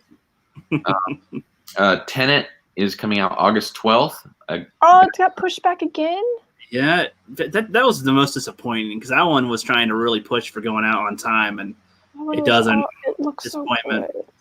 My theaters haven't opened up in my town yet, so it sucks anyway for my stuff. That's phase 3 for my town, and we're still on phase 2, so can't even see them if they come out. But it looks good. It looks like the premise is good. Mm-hmm. Oh, I really want to go see Tenet. That's like, if I'm going to go see a movie in a movie theater when it comes out, I'm going to go see that one. I really, really want to go see it, but because it sounds fascinating. Chris Nolan tends to he doesn't seem to jump on board with the little agendas and such. So no, but it's kind of hit or miss with his movies and things. So. Yeah, I know our Alamo here just reopened, so I know I'm going to go see something. I just don't know what yet. I'd go see just about anything if the theater would just open. I'm not. Yeah, seriously. I am literally like talking to people right to their face on a daily basis where I work. So I just, and I don't want to get into all that, but basically I think of it like the flu. The flu has still killed more people in some years, so it's like over traumatized personally. But yeah, so Tenet's coming out, and then of course August 21st, Mulan, a Disney. Oh yeah, I forgot about that. And they got rid of Mushu, which how dare you call it Mulan and not give me Mushu? How much you want to bet that "Make a Man Out of You" is not going to be sung in it? I would, yeah. Is that where that song's from? Love that. I have that song on my phone, so you know what? Not just men jam out to that song, people. Yeah. They'll probably reverse it to, women are stronger than Be men. a woman. Yes. It's just going to be that Batwoman trailer song where it's just "I'm a woman." It's like. And no, just repeat that part over. Don't even continue the song. Just "I'm a woman. I'm a woman. I'm a woman." Just repeat that part. Yep. You're being very, very subtle, Mulan. Good job. Yeah, I mean, from what I've heard, like other than as far as adaptation goes, I heard it's not doing well. But I've heard that on a production level, they might be doing all right. But I don't know. I'm just not gonna watch it. I have the cartoon animated movie, so and I like that. I guess real quick, since Mulan is an adaptation of animated ones, what do you guys think about all these live action adaptations of cartoons? Yeah, no. Well, let's start with Loki, Eris. I was unfortunate enough to go and see Beauty and the Beast in a theater. It was not my choice. I said all they did was make the exact same movie with a live cast. The songs are the same. The dialogue's the same. They made one guy a little fruitier than he was before. And I just, you know what? It's pointless. I've seen it. It was duller because there's no animated expressions, right? That's right. And the animated, they did it better. I tried watching The Lion King and I was like, yeah, no. I made it through 10 minutes of Lion King. And that was, I didn't even have to pay for that. And I still didn't watch the whole damn thing. So I am completely against them taking Disney in particular. If someone made something that they couldn't make 30 years ago now, I could see a difference. Like, well, we had to animate it. but it's not Disney. Can't be Disney. Have nothing to do with Disney. Something that some like Attack on Titan or something that they couldn't do then. I could kind of see a point to it, but then again, you're taking something that a lot of people love and you're messing with it. So no, absolutely not. What if Disney, instead of making live action adaptations, made cartoon adaptations of live action movies? Oh, I could do that. I could see that. Like 2D animations. I Yeah. don't know. It depends on the movie. Creativity. I want some brand new stuff. Make new musicals and new cartoons. Yeah. Something where you're not saying Ariel is now black or, this candlestick was gay the whole time. Adega for Ariel too. We got to get Adega in there for Ariel. Dr. Adega will be Outlaw. Ariel. Yes, Adega for Ariel. It is more progressive. Yes. Yeah, totally. Next, we have Antebellum coming out on the 21st. Janelle Monáe stars in this chilling horror story about a modern woman who finds herself in the era of slavery. She, I don't remember that one being a thing. like, Antebellum. who's the woman? What's that word? Is she like, okay, is the woman white or is she Black woman. okay? Well, that makes a difference about what story's being told. So that is interesting. That is an interesting concept, actually. You know what? I give the points that is original. Thank you, horror genre, for not letting me down. Let just be well done. I think it could be good. I think it could be well done, but I have a feeling they're going to really mess with they're going to make white men look really bad in this movie, I'm pretty sure. But I guess They do. That's all they can do. So, but it sounds so cool. That's so interesting. Like a modern day, a modern day black woman it's thrown back in time, the time of slavery. Mm-hmm. That would mess you up. That's a psychological thriller. That sounds like the Black Knight with what's his face? He hangs out. What the hell's his name? He was in. I can't think of his name. It was a Black Knight. Some dude from today. He's like in a green jersey. Something gets shoved back in the past and has to do something. I can't think of the guy's name for the life of me, but he's in the movies with those people, and I'm not helping by describing it like that at all. Continue going, Flip, and I'll bring up a thing so I know what the hell I'm talking about. Oh man, it happens to all of us, man. You get that right on your tip of your tongue. This one looks really good to me. Tesla with Ethan Hawke, August 21st. Also, Is that I'm guessing about Nikolai Tesla? Martin Lawrence. Martin Lawrence was the guy I was talking about. Martin Lawrence was the guy who gets thrown back in time to medieval times. Oh yeah, medieval. Black Knight. That's what I say, the Black Knight, but I didn't know the actor's name that was in it. Martin Lawrence goes back and he has to save everybody or something in the past. And that was a comedy. So I don't know. But yeah, everyone, not everyone knows the story of Tesla. They believe that, freaking, what's his name, is the father of the light bulb, and he created Edison. Ripped off Tesla. He kind of ripped off his stuff, yeah. So I'm hoping that this explains that to a lot of people who don't get that. But well, my millennial ass thought that you were talking about. I was like, oh, Elon Musk is already having a movie made on. Like, oh man, y'all aren't even waiting until these guys are dead. You're just keep going. They could be a sequel now, I guess, because they're still alive. So. Yeah, so that could be good. It electrified audiences at Sundance, apparently. So take from that. The only reason why I know who Nikolai Tesla is the old Command and Conquer games. I was like, why do they call it a Tesla coil? And yeah, when you have a history professor for a father, because Nikolai Tesla and the Tesla coil, and okay. Mm-hmm. I'm a nerd for that stuff, though, but I think Ethan Hawke could pull it off. He needs to come back anyway, and yes, he does. So does Brendan Fraser. Yes, agreed there. He is doing a Doom Patrol, but I mean, big screen. Right. Could be good.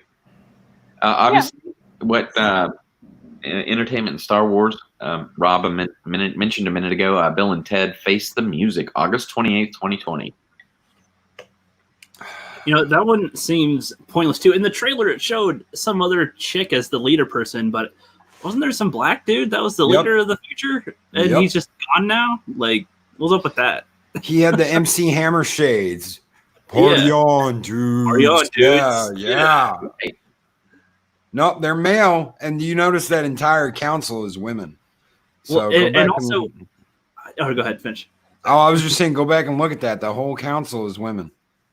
Yeah, it's like the way that they're talking to them. They're like, however many years ago you played a concert in front of the world and united everybody, and then last week you're playing for 14 people at a Taco Bell or something, and it's like, That's awesome. like, isn't that good that a celebrity can go with so they have to have a minimum amount of people to play for? They can't just go have fun. Taco Bell's queen. Have fun with the dreads of society, I suppose, as she's referring them to, kind of. I don't know, the way they phrase it, like there's this huge hierarchy is what they made it seem like in the future, as to where another one, everybody's like, oh, party on, dude. Let's all just be cool to each other. And all the other alien species that we go hang out with. Like, I don't know. Yeah, it seems...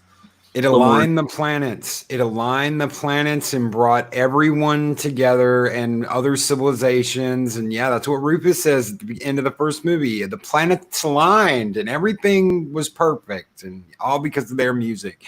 And now it's going to be because of their daughter's music. Yeah, of course. Yeah. If that was somehow the original plan in the beginning, I guess I wouldn't care. But the fact that they're just making it now like that, just out of nowhere, like, again, adding more when it's not needed, kind of ridiculous. In a way, it's like the Terminator retcon type of thing. It's like, let's just kind of change how it was going to be and make it how it is now. And it's like... They're all money grabs. Everything so far is money grabs. The only one, I think, Ethan Hawke one, and then also the Tom Hanks one, aren't money grabs. They seem to be, even the one Greyhound is still a little bit of a money grab off of the World War II era. Like, have there not been enough movies about World War II? But if it's a different story that isn't the direct, 2 or 3 common ones, I think that's okay. Well, it is a fascinating, is one of the most, and fascinating times during, war. Where so much was happening. Like, there's like 1,000 movies based off of it. And it's like that's where the world was changing the quickest, I think, was World War II. So, Michael Biehn was in T2. He was cut out of T2, but he was in T2. Imagine if as soon as they wrapped T2, they had made War of the Machines and had the John Connor they had in 2 sending Kyle Reese back. That's the end of the movie. They make a full circle to this is your beginning, this is your middle, this is the end, where we send Kyle back, and now everything's complete. That's what I thought Salvation was supposed to be. Yeah. Like I thought that the third one was supposed to say you cannot stop it the way that they tried to, how it was. It's going to happen anyway, and then it would play out exactly like it would before. They tried to completely prevent it. They couldn't do it in that way. You got to do it the old-fashioned way and save the future. Pretty much the point was, I guess, that Skynet will always rise, but they'll always beat it. Yep, John Connor and the Resistance, and him sending Kyle back in time, and then you Resistance? You just complete that circle and end it. Everybody wants an end. In the next one, they'll have Holdo as the one above him or something. If they were to do that, if they were to Michael have Ironside was a great idea. Like having Michael Ironside on that sub, I thought that was a great idea in Salvation. But there's good things in 3 and 4, but ultimately they weren't completely good. It was like a whole 50-50, I think, with some of their decisions. We wanted purple laser blasts and fields of skulls and them fighting and burned out. That's what we wanted. We wanted to see the war. Mm-hmm. Exactly. Taxingness of it too. They kind of, in some areas, made it seem pretty easy to kill them. The issue is like, it's all it took. Wow. Hell, the beginning of Dark Fate had me excited at first. I was like, no way, they're bringing everybody back. Oh, and straight dead. Oof. Here, let's do 2 more movies and then let's head into the game. Yeah, cool. So we're getting close to the 2 hours. I'm going to skip over a couple of these that I don't think we really know. All right. I'm going to just say quickly, A Quiet Place #2. I'm curious about. That seems pretty good. Did you guys like The Quiet Place? Ooh, I need to rewatch it. Like I said, fan of EFAP, and Mhm. some things have been brought to my attention that I have yet to rewatch it on.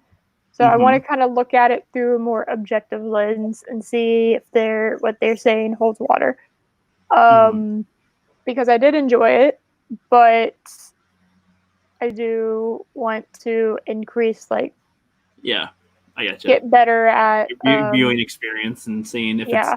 if the movie is good or if you just enjoyed it, type of a thing. Because I love horror is my favorite genre, so I'm a bit softer on it than I am on other things. But at the same time, when I don't like something, I especially in horror, I'm brutal with it. I don't think it needed a second one, but Right. No, I it doesn't. agree. It doesn't. I agree with that. What do you think about the first one, Stone? It was all right. Man, when I watch a horror movie, I want thrills. I want comedy. I want a killer that is completely insane. I want someone that's ready to wade through blood and guts to get what they want, and it's satisfying when someone like that gets taken down. That's what I want out of my horror movie. And if I don't get that, then I saw that new Halloween movie and I was like, You're right. Yeah, Oh, they you did. made They it did a a really big good with back. Michael Myers. They did. They did a really good job with Michael Myers in the beginning, and the way he was taking people down. I thought that was epic. But then you get to the end of that movie, and you're like, he wouldn't fall. Right. He's not. He wouldn't have fallen for it. And not just that, he wasn't dead. We all knew he wasn't dead.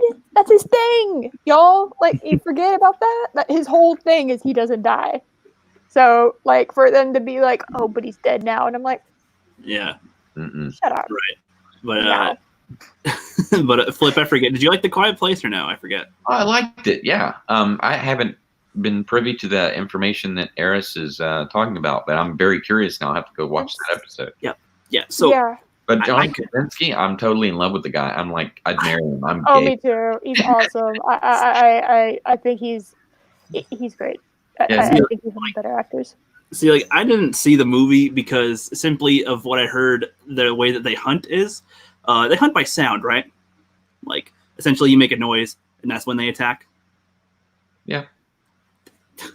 That's the easiest weakness. I'm sorry. It's like, you guys seen Tremors? Yep. Yeah. I've seen all of them like 20 times each. I love Tremors. I love Tremors too. I love Tremors big time. So it's like that they have the same weakness. Oh my as god, you're Graboids. right.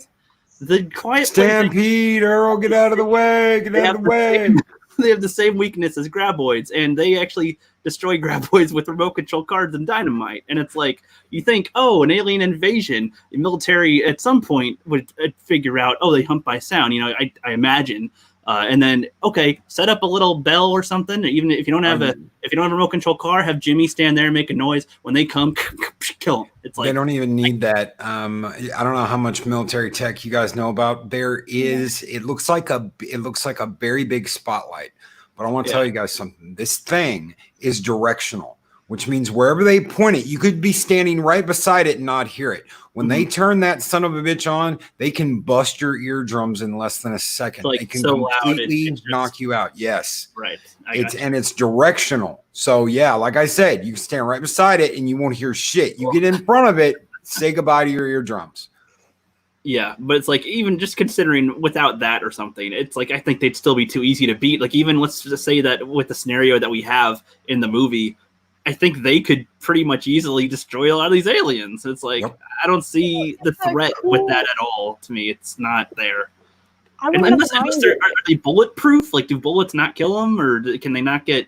Are they tough to injure? Like, I don't know. I just think, you know, in EFAP they talk about the waterfall, and why aren't they living at the waterfall?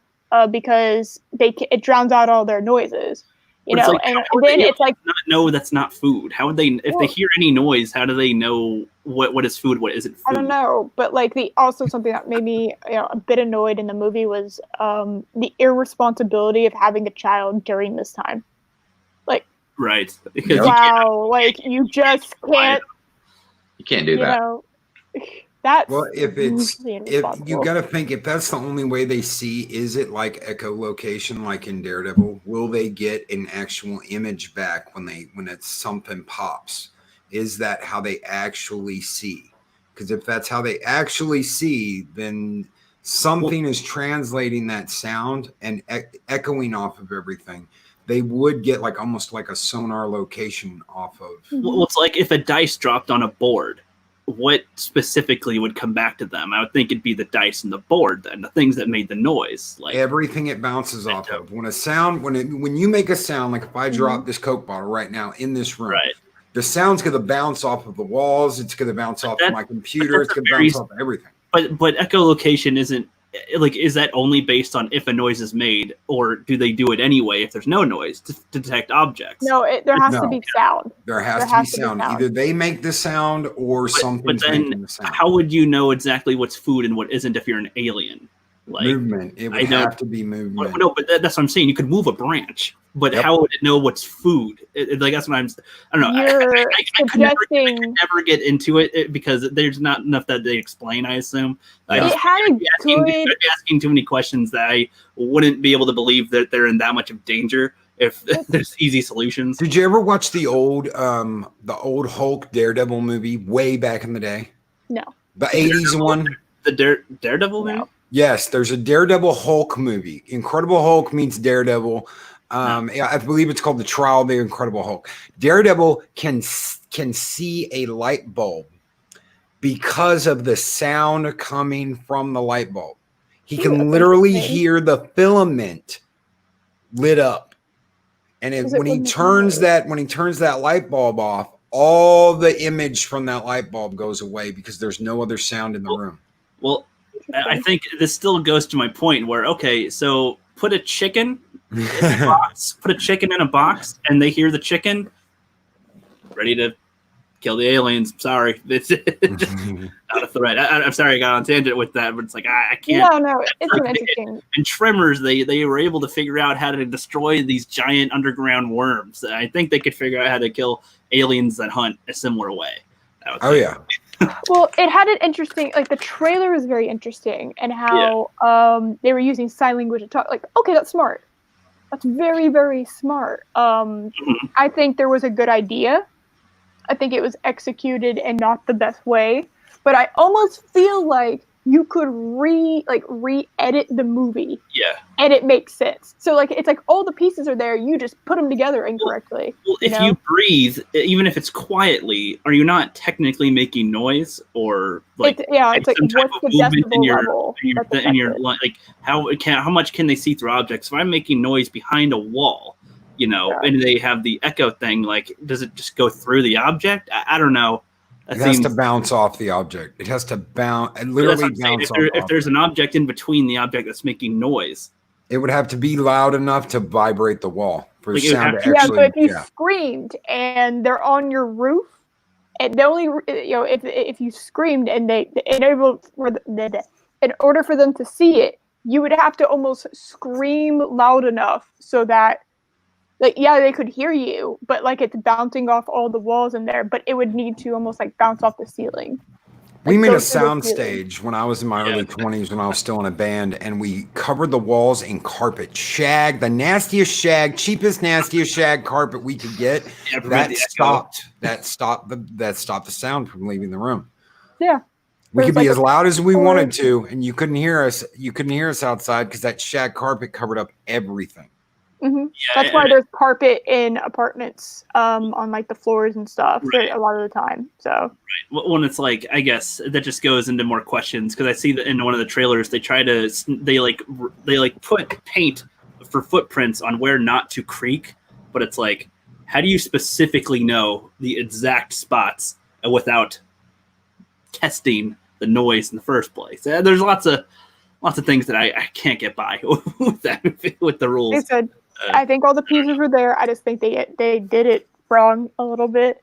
And then the whole thing with the irresponsibility of having a child, of all things at all times, you're going to have a baby now. But you see, that's a question then. So are they just going to accept that the aliens are here forever, or are they at some point going to try to fight back? Because if they don't ever try to fight back, and then how would they ever be able to continue the human race? So it's like this that goes into my head too much. I couldn't watch that. I can't. Well, you could do what it did. It Comes at Night, which basically is very similar to A Quiet Place. You just don't have you just don't see the monsters, and they were able to very well capture the paranoia of what A Quiet Place strived for.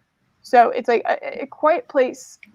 God, it had so much potential, and I need to rewatch it. But I think you're gonna have all what I said in your head though when you do it. I don't know. Oh no, yeah. We'll also have Mahler and Wolf and Rags and all them talking about it. Yeah. Wolf really before he left, and I don't know if his video he deleted his channel. I have no idea. They took down most of his content. If anybody does that, it's probably. But he hated that. He hated that movie. He made I think 2 giant rant videos on that sucker. Yeah, he did. So apparently it took him 4 times as long to watch it because he was stopping it, pausing it every frame, So anyway, sorry. That's all good. It's all good. Flip last movie. That was entertaining. Okay, so damn it, I hate that there's only one more. So I'm gonna give a couple of honorable mentions real quick. Sure. Okay. Snake Eyes, a G.I. Joe movie, is coming out October 23rd. What company's making that? What company's making that? It's the same company that made the G.I. Joe movies. Gosh, I don't know.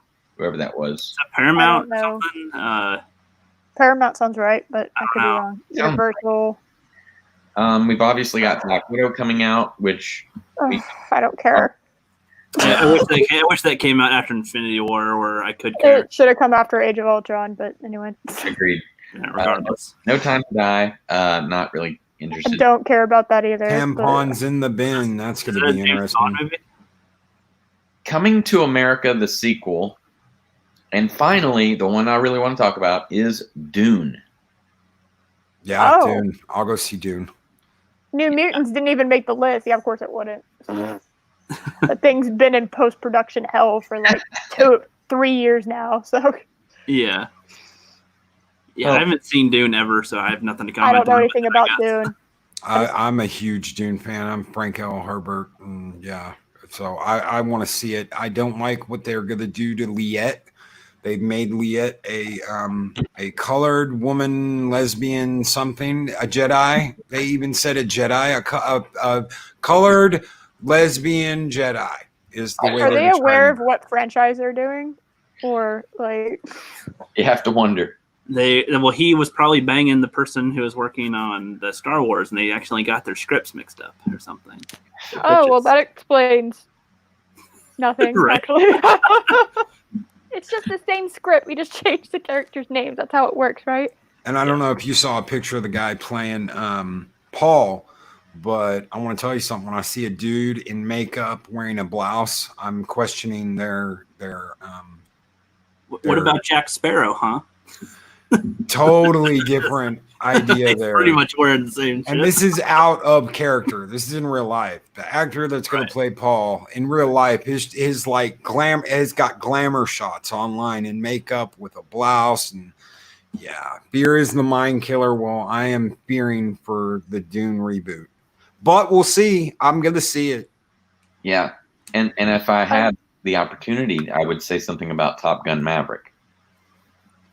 I forgot about that thing. You can say something. Go ahead, man. Oh, that's it. I mean, it's due out December 23rd, right at Christmas, should the theaters be open.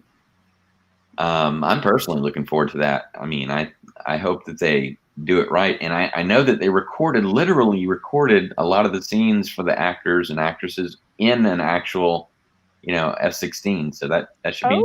And Carrier. I saw the footage where they actually moved a F-14 Tomcat onto a carrier. Tom Cruise was on it.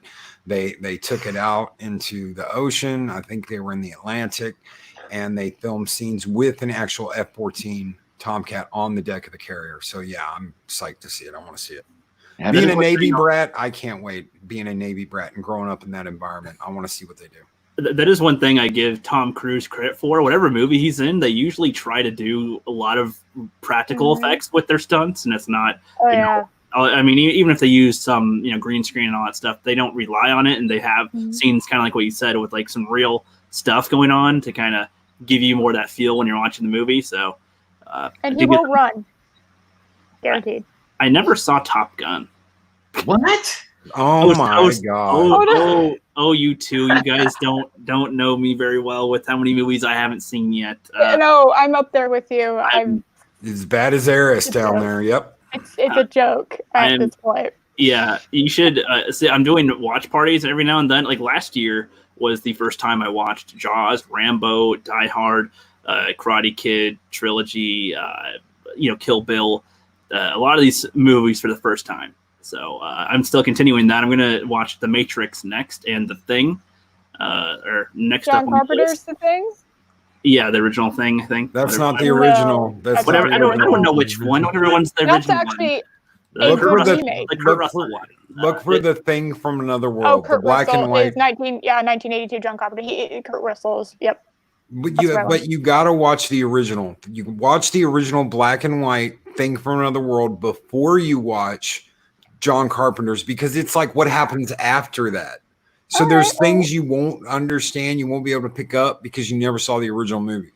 All right, I'll Well, watch I mean, the original too. God damn, rookie, look at us. Did most people see the black and white one when they saw The Thing? So, No, I Probably saw the not. original. Just I'm just saying you'll appreciate it more. Oh, They no, tried to I- do that remake. I'm saying like they want they're going to do a watch party on somebody else's channel for The Thing, and they want us to like have it seen by next week, and it's like, yeah, time wise, I'm gonna have time to see one of those.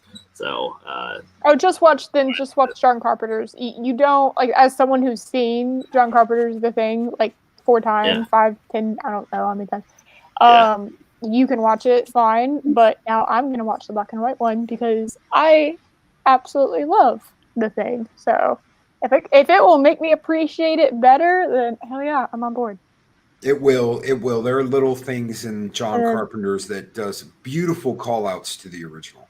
I'll let you know about it, and then yeah.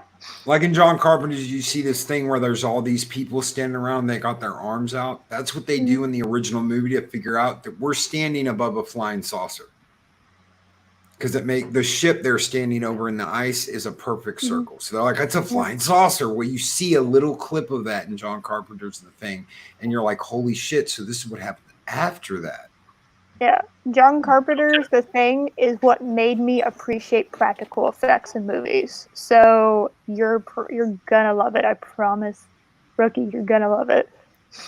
all right, well we shall see. I'll tag you guys whenever we do the watch party for it. So Okay, right, I'll be there. cool. I'll watch. Oh hell yeah, I'll watch that. it'll be good. It will be fun. And with that, I think we're going close to the 2-hour mark here. I'm not sure how much more time you guys have, but you guys still good for the game? Yes. I'm good for the evening. Yeah, I'm just. If you do hear noises, it's not Godzilla. It's my stomach. Okay, So, that's good to know. Same. If you had a kaiju in your room, I'd like you to tell us. Yeah, I would also like to know that information. Now I'm just Okay. hungry. So Mongo's I'll big think things would about it. like to know too. He's a huge kaiju guy and Godzilla and stuff. So that makes sense. But all right, so everybody in the chat, we're going to be playing Decks Against Society, which is basically Cards Against Humanity. Flip, did I give you the password for it or anything? Oh, right. Shit. Sorry. Let me. I dare forgot. Yeah, you. came in late. The other two are already here, which is very good, very good. And I finally for the get people in the chat, if you guys have seen this before, I've not been able to figure out how to share the screen to show this without showing my screen, because if you guys see my screen, then you know my choices. So I don't do that. But I have to do 2 different browsers open, and then I could share one window and then go to mine, and then y'all can see it without seeing my cards. So finally found a way. And just let me know whenever you're ready, Flip, and I'll get you the password. Yep. I'm logging in now. I've never played this before, so this should be interesting. Oh, you'll love it. You shall love it. All right. What in the world? Okay. There we go. Okie dokie. So yes, it's on the What's screen. the name again? Hold on. Let me You got your login information and all that? I'm already logged in. Yeah. Okay. So the game is called Loki Party. Oh, cool. That's racist. Yeah.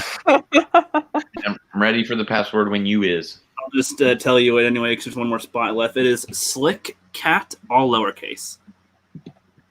SILCKCAT. Oh no, anybody can join. Or do you have like a 4-person cap? What? Do you have a 4-person cap in this because you just told everyone the password, so anyone can come in? Well, there's a 4-person cap. That's what I was saying. Okay, Yeah. that's what I was asking. Yeah. Yep. I Just, I didn't want a bunch of randos come in. yeah, no thanks. Well, I'd have the option to boot them if they did anyway, so that's all good. Yeah, So That's those who fair. For those who don't know the game, it's basically there's the person's turn is the one who gets to read the cards, and like a wizard never blanks, and it's up to the rest of the people to pick their options of their cards of what they think that the other person will like the most or what's the funniest, whatever works, and the person whose turn it is, picks their favorite of the options, and then whoever's card that was gets the point. And we're playing to 10 points. So let's do this. Flipster is pretty much the master at this game. He's won like 2 or 3 times. So he's good. He's good at picking what people like. So if you guys have your screens open, then you can select your option. It is a wizard never blanks.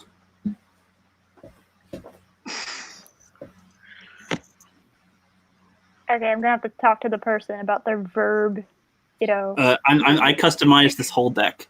Okay, verbiage is incorrect. No.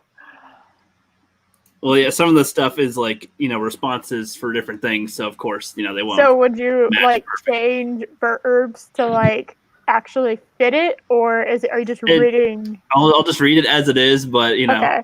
because it's just funnier that way too sometimes. Okay. So it's all good. There's no way to match the verbiage properly with every sentence because there's so many different No, sentences. you're right. No, Phrasings. I was just trying to get this. Yeah. But all right, so it's just waiting on one more person. That would be me. I have no idea. Okay. Okay. Yeah, but don't say it out loud when you pick it. I'm just gonna pick a random one. All right, because I don't know what I'm doing. All No, right. I can't do that. No problem. And when you click it, there'll be a little thingy that says to submit the card, I think. Whatever. I do it this one. There we go. All right, so hopefully people can see that on the screen as well. I can guess Eris is here already. Love it, yep. A wizard never watches The Last Jedi. Yes, good words to live by. A wizard never studies of lesbology. I love that. Yep, and a wizard never popping panties. A wizard never pops his panties. Either way. A wizard never studies lesbology. A wizard never watches The Last Jedi. There's lots of options here. But the truth is he will always pop panties and will always study lesbology. So he will not watch The Last Jedi. And then that was Loki. He got the point. I Nice. could have guessed that one. That was stupid doing that. Yes. And now it is your turn, Eris, to read the card. All right. I left my identity at the blank store. Whoops. That should be fun. If you left your dignity at the blank store. I love that. Oh, fellas, which store did I leave my dignity on, apparently?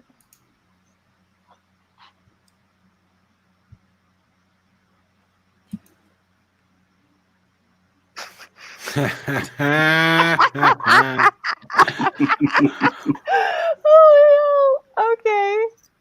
All right. So, how do I flip it? Or no? Or so you read them. So you read the sentence Okay. and fill in the blanks with each of the cards, and then you Okay. pick your favorite afterward. Left my dignity at the Connie Reeves store. Whoops. That'd be a really, really interesting store to go into, actually. Yes. I left my dignity at the porn store. Whoops, that's going to be clipped. Thank you for that, guys. I left my dignity at the panties store. Whoops. Those are delightful. All 3 of you are delightful. And then you pick your favorite. Well, I have to say I'm a fan of the Cardi Reef store because that's just amusing to me. Good taste indeed. All right, Lokester, your turn. How many blanks does it take to get to the center of a blank pop? And on this one, you can select 2 cards and then submit for this one. So there we go. To fill in the blanks.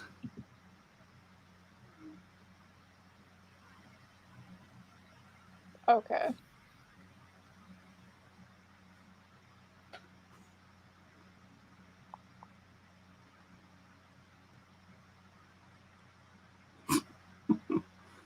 All right, I like mine. Too many good options here. I'm pretty proud of myself on this one.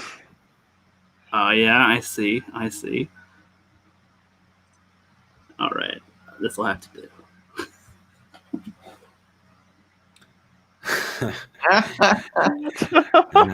How many Oh my God. how many vibrators on a high does it take to get to the center of a meow bitch meow pop? How many boner sandwiches does it take to get to the center of a fuck naughty dog pop? I like that one. How many super Karens does it take to get to the center of a Lucasfilm pop? Oh, true bomb. These are all great options here. Yeah. I think this is a 3-way tie, honestly. This is the toughest one so far. Yes. But the decision falls on the Loke. Well, I'm gonna go with fuck naughty dog pop. Good choice. Right. I love that. Flipster. All right. It's your turn. All right. This one. This one fits you, Flip, I think. Yeah. And I'll say, after being held up to master of this game, I'm not fulfilling that prophecy. Surprising. It's all right. We're both at 0, man. You're just going easy on us right now. That's all. I guess I am going to enjoy this. After a long day of slaying bitches, you get some food and begin to pleasure yourself for the rest of the night. Oh, yes. After a long day of slaying bitches. Oh, fuck, man. Here we go. Oh, hell. All right. You know what? Doing this one. I love that.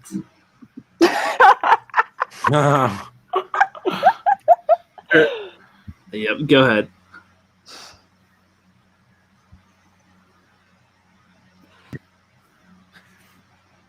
Oh, you going? Oh, Hello? Hello. everybody good? Hold on 1 second. It's glitched for a second. All right. Here we go. Here. After a long day of slaying bitches, you get some food and begin to pleasure yourself by taking a dump on the sidewalk for the rest of the night. Oh my God. Oh my God.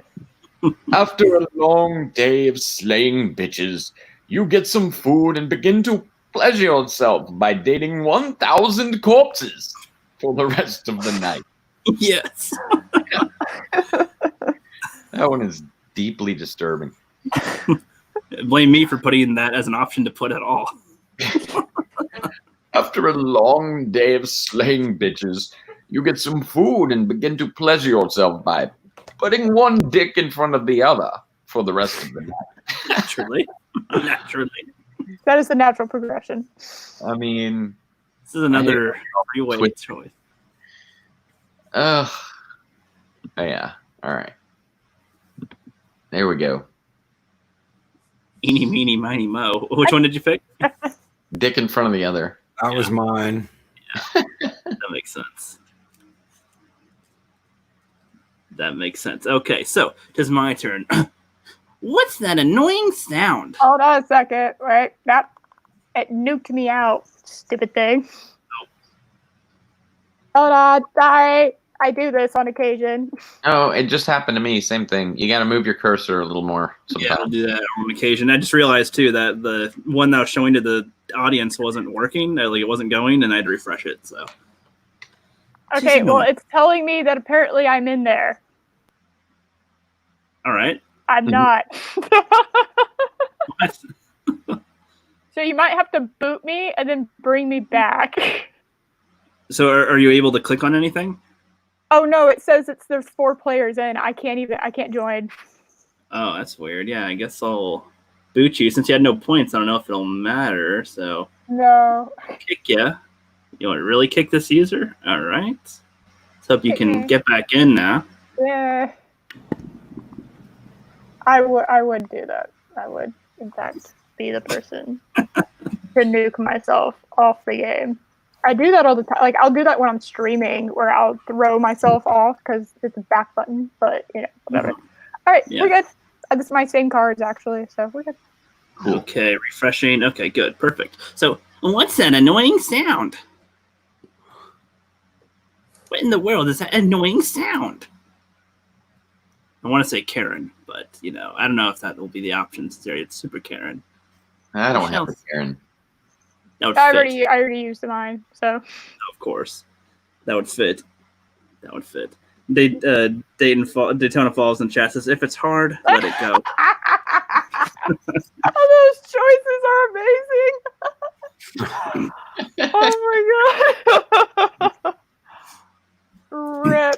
Oh shit. What's that annoying sound? Justin Bieber. Yeah, I can Yeah. imagine that. I hated that dude. What's that annoying sound? Geeks and Gamers. Yeah, always, every day with them. What's that annoying sound? The Swallower. It sounds like a movie. It sounds like a movie. The Swallower. The Swallower. You think he can't guzzle it down? You haven't met the Swallower. This summer after the sea virus. The I'm a big- Swallower. Real. I The would definitely. swallower comes. Yeah, I'm gonna do the Swallower right there. I can see that being a movie. Yes. And this is the first time I got a point. This is the first time ever that Flip is in the. He's not leading, and he has no points yet. What the hell? Wake up, Flip! You're usually the winner here. I'm being paid to take a dive. Somebody's cheating. You're nothing but trash. Utter garbage. Hell, you're lower than blank and you disgust me. Ooh.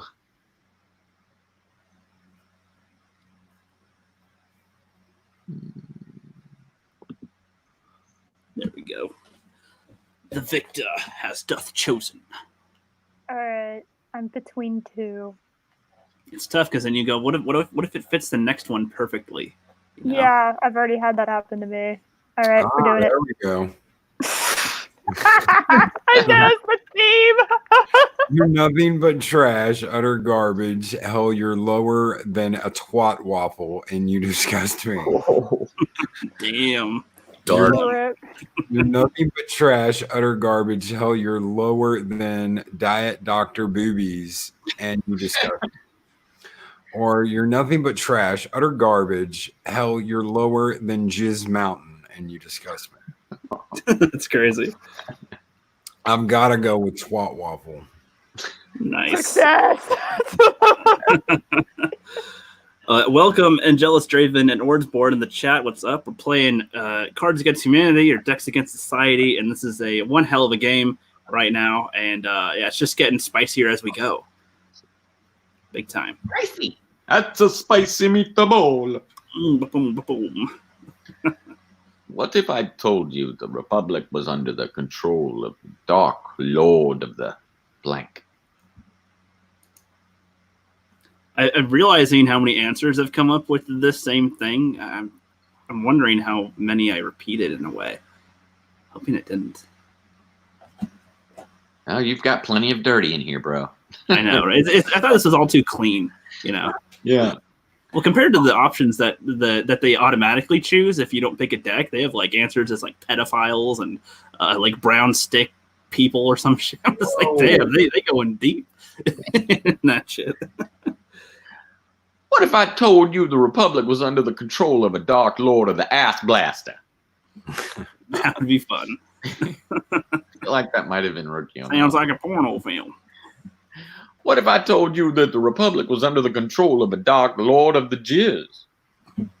The second only to the Sith. Last one. What if I told you the Republic was under the control of a Dark Lord of the Orange Man Bad? Uh-oh. Gonna build that wall. Got to go with the Trump. Yeah. Nice. Thank you. And Oh, this is gonna Stone Loki's in the lead so far. This is gonna be great. Y'all are gonna be delightful, aren't you? Mhm. Poop and blank are a great combo. I'm glad that the women get to read some of the more dirty ones on here. Yeah. Teresa Martin had to do them before, and that was funny. And Mandy Summers, that was funny. Poop and blank are a great combo. And yes, by the way, everyone who's watching, the sun went down, which was my light source. So, Yes. Los mijo. ta-da!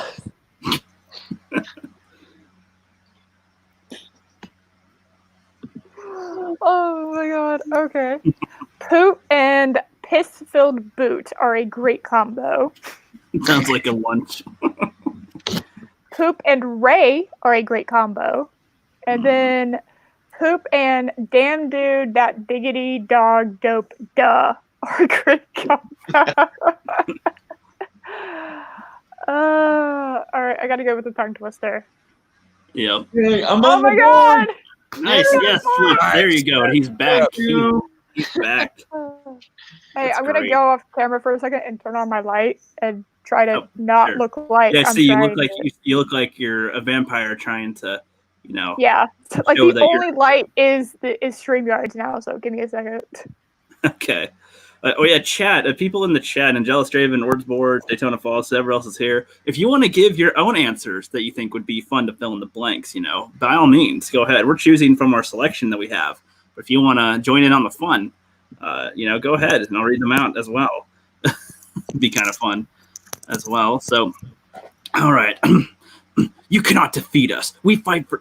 You cannot defeat us. We fight for justice, peace, blank, and blank. Now to battle. That's better, but whatever. But You okay. cannot defeat us. We fight for justice, peace, blank, and blank. Now to battle. I thought that is not a quote from something. I think I just made that one up when I made that. That's a good one, though. Seems like a movie quote. Pretends to be one. Daytona Falls in chat says spicy, sure, but I like my women like I like my wine, dark and bitter. Jesus. That's funny. That is funny. All right, sorry. It's all good. We know that these get tougher as we go. You get closer to victory too. So it's a tough sell. It's a tough sell. All right, I got it. All right, perfect. I love it. You cannot defeat us. We fight for justice, peace, Britney Spears, and goblins in tuxedos. Now to battle. Yes, goblins in tuxedos. I don't know why I came up with that one to put down here as an option, but I like that. That fits here. You cannot defeat us. We fight for justice, peace, boobies, and Gal Gadot. Now to battle. Yes. Yes. There are worse things to fight for. Yep. Who wouldn't? You cannot defeat us. We fight for justice, peace, that tight-ass dress, and sexy lingerie. Now to battle. Somebody has something on their mind. We fight for yes. That makes sense. See, the goblins in tuxedos alone is a funny line here, but boobies and Gal Gadot makes the most sense. It does. And the tight-ass dress and sexy lingerie, that's a given, but I feel like the boobies and Gal Gadot is more present. He's back. He's back, rookie. In his comeback, I told you guys he just wanted to be an underdog for once, take it from behind, pretty much. Thanks so much for that. Yes. We need to make a wish on the blank balls to bring everyone back. Yes. Oh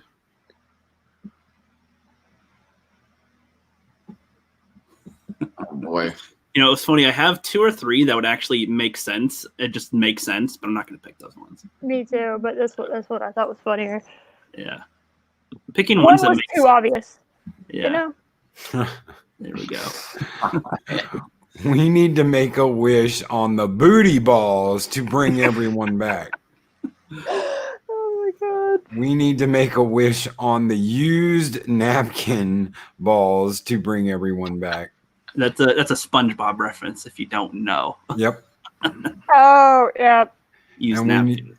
we need to make a wish on the Merry Pimpin' Balls to bring everyone back. Balls. We're gonna go with the Merry Pimpin' Balls. Yeah. That sounds like a song, like a beginning of a rap. Yeah, Mary Pimpin' Balls, and we gonna deck the motherfucking halls and something. I don't know. I can't think of another rhyme. There you go. Dang it! Some robbers stole my blank, and now I can't go to the dance. All right, this one was easy. This one actually makes sense and is funny. There you go. Yes. Dang it! Some robbers stole my bony aloni popsicle, and now I can't go to the dance. Oh my God. Dang it! Some robbers stole my hardcore pornosaur, and now I can't go to the dance. Mandy will be disappointed now. Oh, no, not the- Dang it! Some robbers stole my lesbian, and now I can't go to the dance. So you need to have a backup great. lesbian just in case. You need a And backup I'm lesbian. back on top. Thank There you, you sir. Oh, Outstanding. You're welcome. I was getting close All right. there. that's not how we win. Not blank what we hate, but blank what we love. Oh man, you gave me a Rose Tico line. Yes. So mean. You see it go, that's not how we win. Not blank what we hate, but blank what we love. Now kiss And me. then the bass just explodes in the background. Yes. How perfect! God, it's almost parody. How bad it is.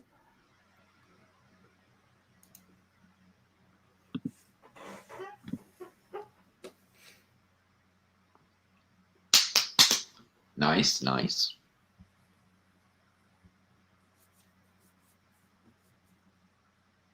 Okay. All right. Cool. Mhm. All right.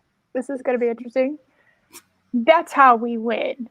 Not pizza, what we hate, but getting whipped, what we love. That works. Makes sense. Yes. Let's see. That's how we win. Not coming to you, what we hate, but rhino milk, what we love. I get that reference. I understand that reference. Thank you. Not that many people do. Thank you. Praise the dawn. Yes. That's how we win. Not whipping whittle words with what we hate, but buttering toast with what we love. All right. Let's see. Some more fun choices here. Yeah. Mm. I'm sorry, guys. I'm partial to the rhino milk. Yeah, I figured. Bias. Just kidding. All right, there we go. Love this. Oh, he knew. You sly dog. He knows how much of a fan of EFAP I am. Yep, manipulation. That is There we go. rude. He knew I was going to go for it. But it says so. Update on the points. So Loki's 5 points away from victory now, and Flip and I are tied in last, and we got Eris in second. So blank is a disgrace. F him hard. F him with a stiff blank pull. Blank is a disgrace. F him hard. F him with a blank stiff pull. F him. God, F 'em. that freaking blank. God.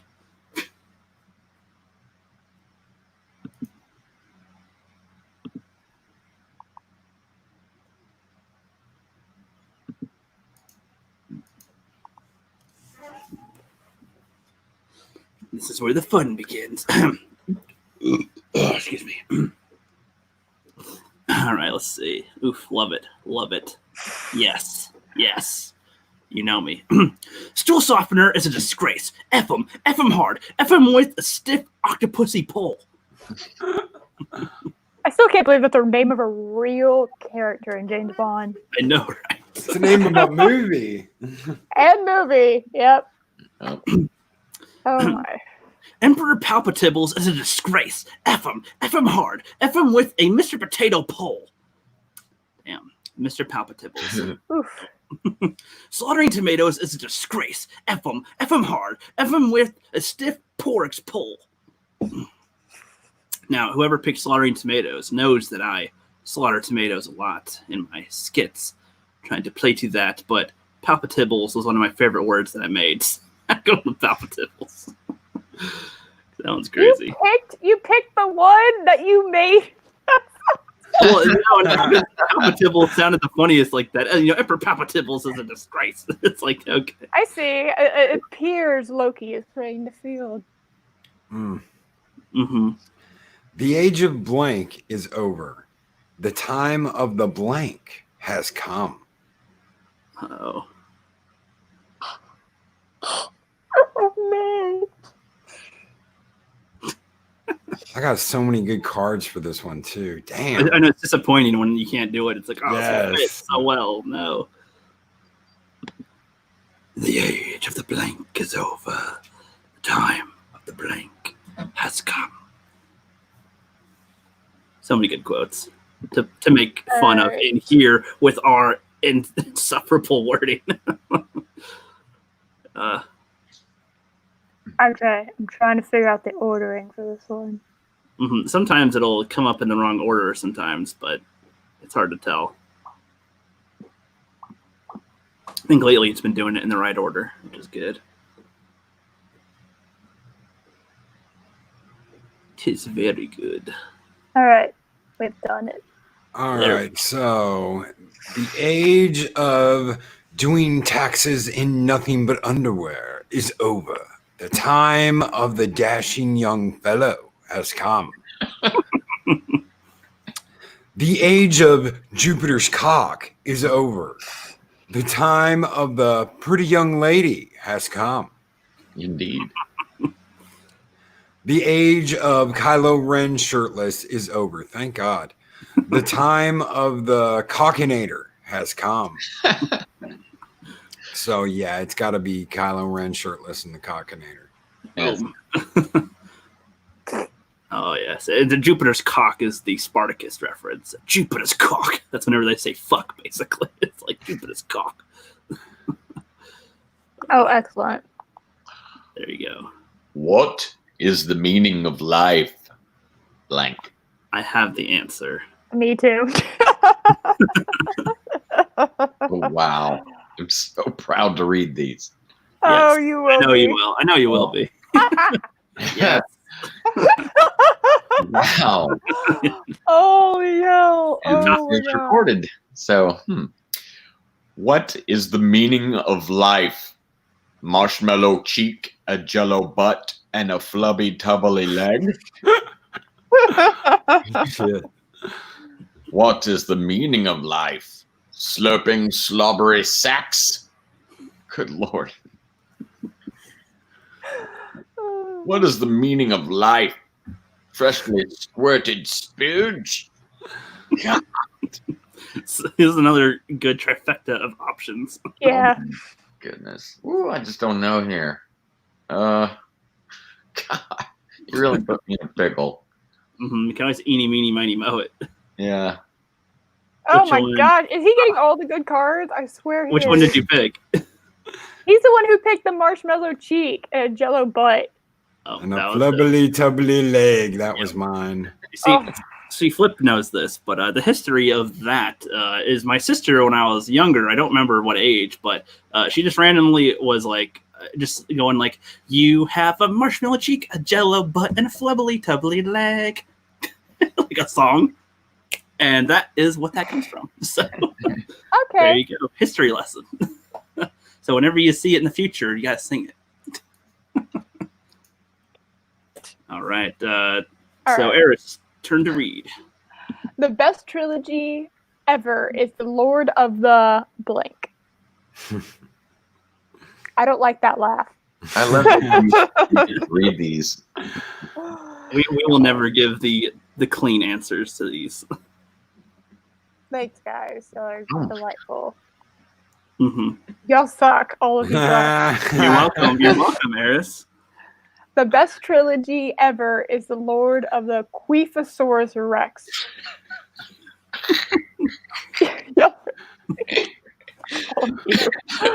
The best trilogy ever is The Lord of the Itty Bitty Clitty Titty.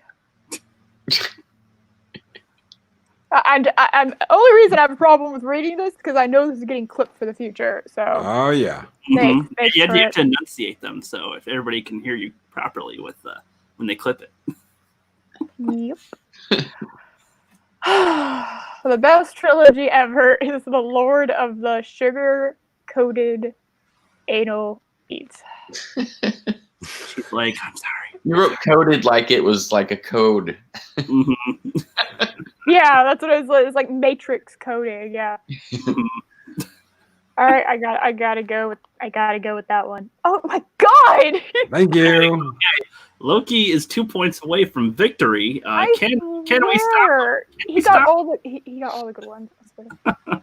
Can we stop this madman? Let's see. So, on one hand, I get the blank. On the other hand, I got the blank. Tough choice. On one hand, I get the blank. On the other hand, I got the blank. Tough choice. Kind of like our options to choose from. Yes, tough choice. All right, bring it. All right. So, on one hand, I get the sour milk. On the other hand, I get the soft serve soup. Tough choice, man. Tough choice. Big time. On one hand, I get the giant guinea pigs. On the other hand, I get twisting my nipples. It's gonna be a tough choice. On one hand, I get the bollocking lesbian. On the other, I got the blasting off again. Tough choice, man. Tough choice. Yeah, that's what I would say. Bollocking lesbian, one of the best South Park lines. Giant guinea pigs against twisting nipples, and soft serve soup. As opposed to hard served soup. I guess I just picked a thing with 3 S's. Soft serve soup. I love that. Bollocking lesbian, though. I mean, you can't go wrong with that. Twisting my nipples, though, that's something that you can get. That one's a tough one. But yeah, I'll just do the. See, I don't know. I have no idea which one of you would have picked any of these. But let's do the twisting nipples. Ha! There we go. Nice. Very good. Very good. Oh, we got a I feel like I could hide 3 card. it. 3 card. Yeah, I think I picked 2 or 3 blankers in there to see if they can even do that. I am the blank of the universe. I am the answer to all living blank that cry out for blank. Sounds like something Ray would say.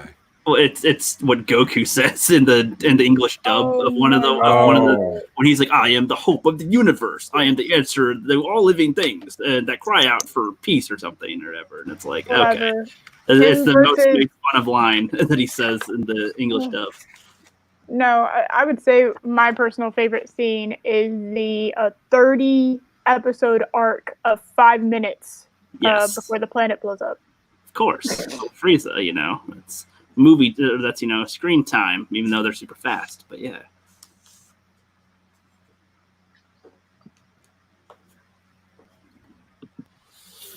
Such good ones here.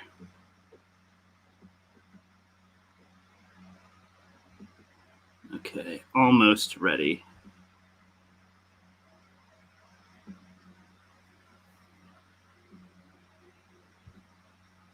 Hope this comes up in the correct order. Yeah, same.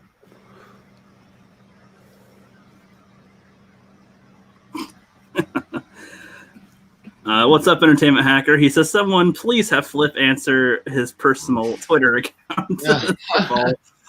Busy at work, YouTube. Yes. Yeah, he's a busy Twitterer on the collective. So I am the Ewok of the universe. I am the answer to all living soy boys that cry out for stanky pussy. Nice. Rip. Holy hell. Whoa. Nice. I am the Diabeto of the universe. Diabito of the universe. I'm the answer to all living hyper twatting on Twitter that cry out for Jeremy.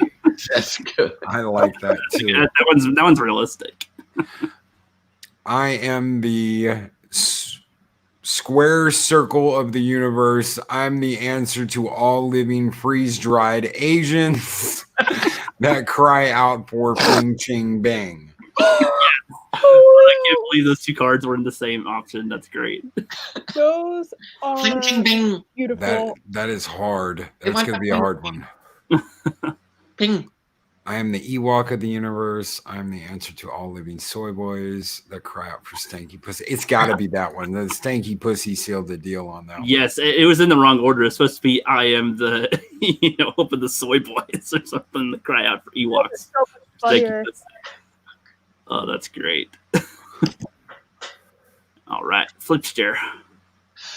Bro, let's do some co-op on Call of Duty blank. I got this.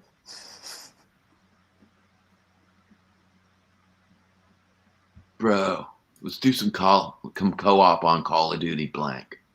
Hell yeah. Right. Bro, let's do some co-op on Call of Duty Fart Blaster. Bro, let's do some co-op on Call of Duty Erect Scrotum. Yes. Bro, let's do some co-op on Call of Duty Karen. Karen wins all day. That's good. Yes. Oh. All right. Oh no! Oh, and I'm gonna have to. God damn it! Yeah, you have to do some Valley Girl. Okay. Oh, I hate this. Okay. Like, oh my gosh, Jessica, I just kissed blank, and it was bleeping amazing. I hate myself.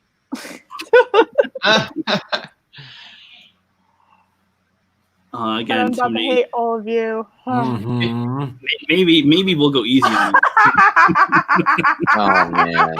There we go. I already know the winner. Oh my It's god! Fuck all of those answers with like just all of those answers. Fuck all of those answers. You have to read them all too. Still. I'm Yep. about to fucking just gag and barf everywhere. Oh my god. Yes. Ugh. Can I be excused after I read these? Oh no, you're stuck until there's a victor. Sorry. No. Okay. I hate all of you. Turn Thank up you. the And volume. there's one in particular I hate most of all. All right. Gotta get in touch with my inner Valley girl. All right. Like, Yeah. oh my gosh, Jessica, I just kissed Cold Mountain Splooge and it was bleeping amazing. Oh my god.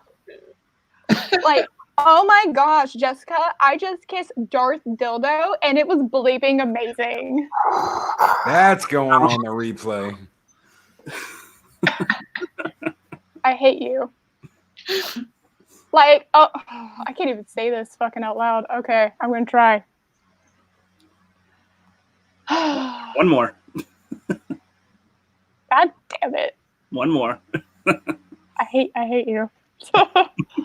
Like, oh my gosh, Jessica, I just kissed Doomcock and it was bleeping amazing. Now I need to go, like, and fucking gargle fucking all of the Listerine in my Yes. fucking cabinet because I think I just lost years of my life. Yes. All right, I'm doing Darth Dildo. Yes. Finally. That wasn't mine, but I loved that one. Oh, that was fantastic. You Yeah, suck. take a breather for a sec. With that was some good Valley Girl. That's Yes, some it good Yeah, was. like I said, I knew people who would talk like that, so. Some friends of yours. No. Well, Not friends. Eris, shall I describe it to you, or would you like me to find you a blank? Shall I describe it to you, or would you like me to find you a blank? All right, you're gonna suffer. Yes, indeed. Bring it on. Makes me think she was going easy on us this whole time, and now she's kicked in to pick the nasties. Wonder how it will be. Anticipation builds. Indeed.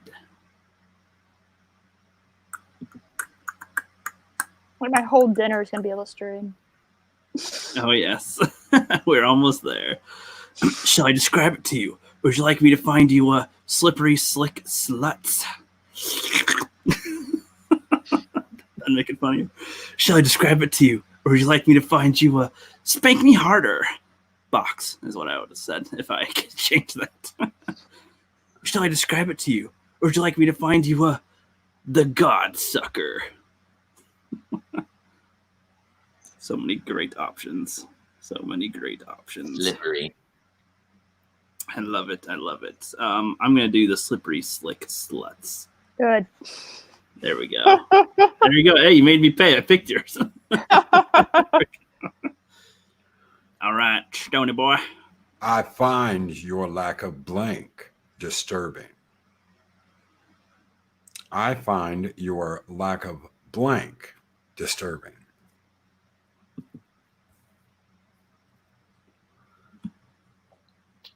Good luck. Good luck.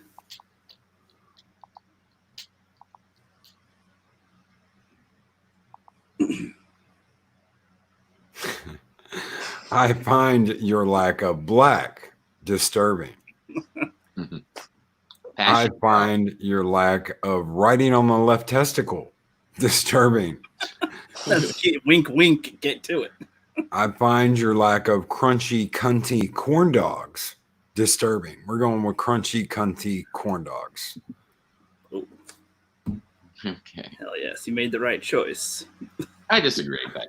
Yeah. That's not good. I named my kid Blank Kong. I named my kid Blank Kong. Indeed, you did. Oh boy. Man. I named my kid White Kong. Gotta get that H in there. White. White. Kong. Whip. Whip. White. I named my kid Moo Kong. I named my kid Pokemon Kong. I'm gonna go with white. Yeah. That just shows your bigotry, Flip. I know. I failed. I failed. All right. You must feel the blank around you. See, that one's at least softer until we pick our choices, of course. Yeah, no, I know. Like the other one was fine, and then you picked your choices, and I was like, oh God, kill me now.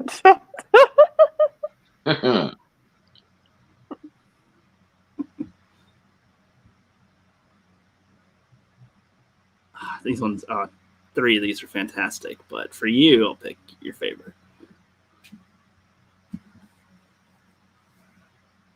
All right. She's like, God damn it, it's live. No, I can get behind these. These are fun.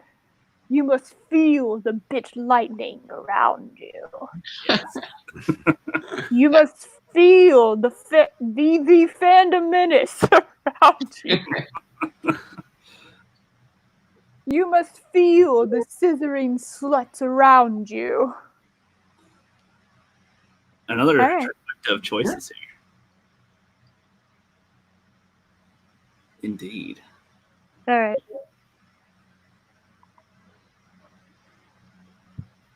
And oh, shoot, is that Loki's? Nope, that was Rookster's. Oh, that was mine? Oh. Bitch lightning. That was me. No, No, that was Flip's. Flip. Oh, that was All Flip. wrong. I did the That's scissoring no Flip. idea sluts. what's going on. I did the scissoring sluts. Lightning.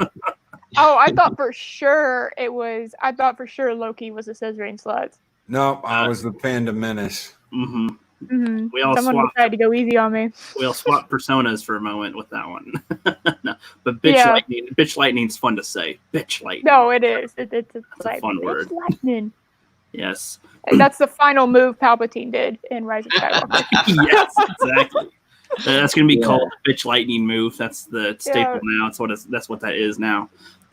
But y'all heard of basketball, football, and baseball. Now get ready for some blank ball. Y'all heard of basketball, football, and baseball. Now get ready for some blank ball.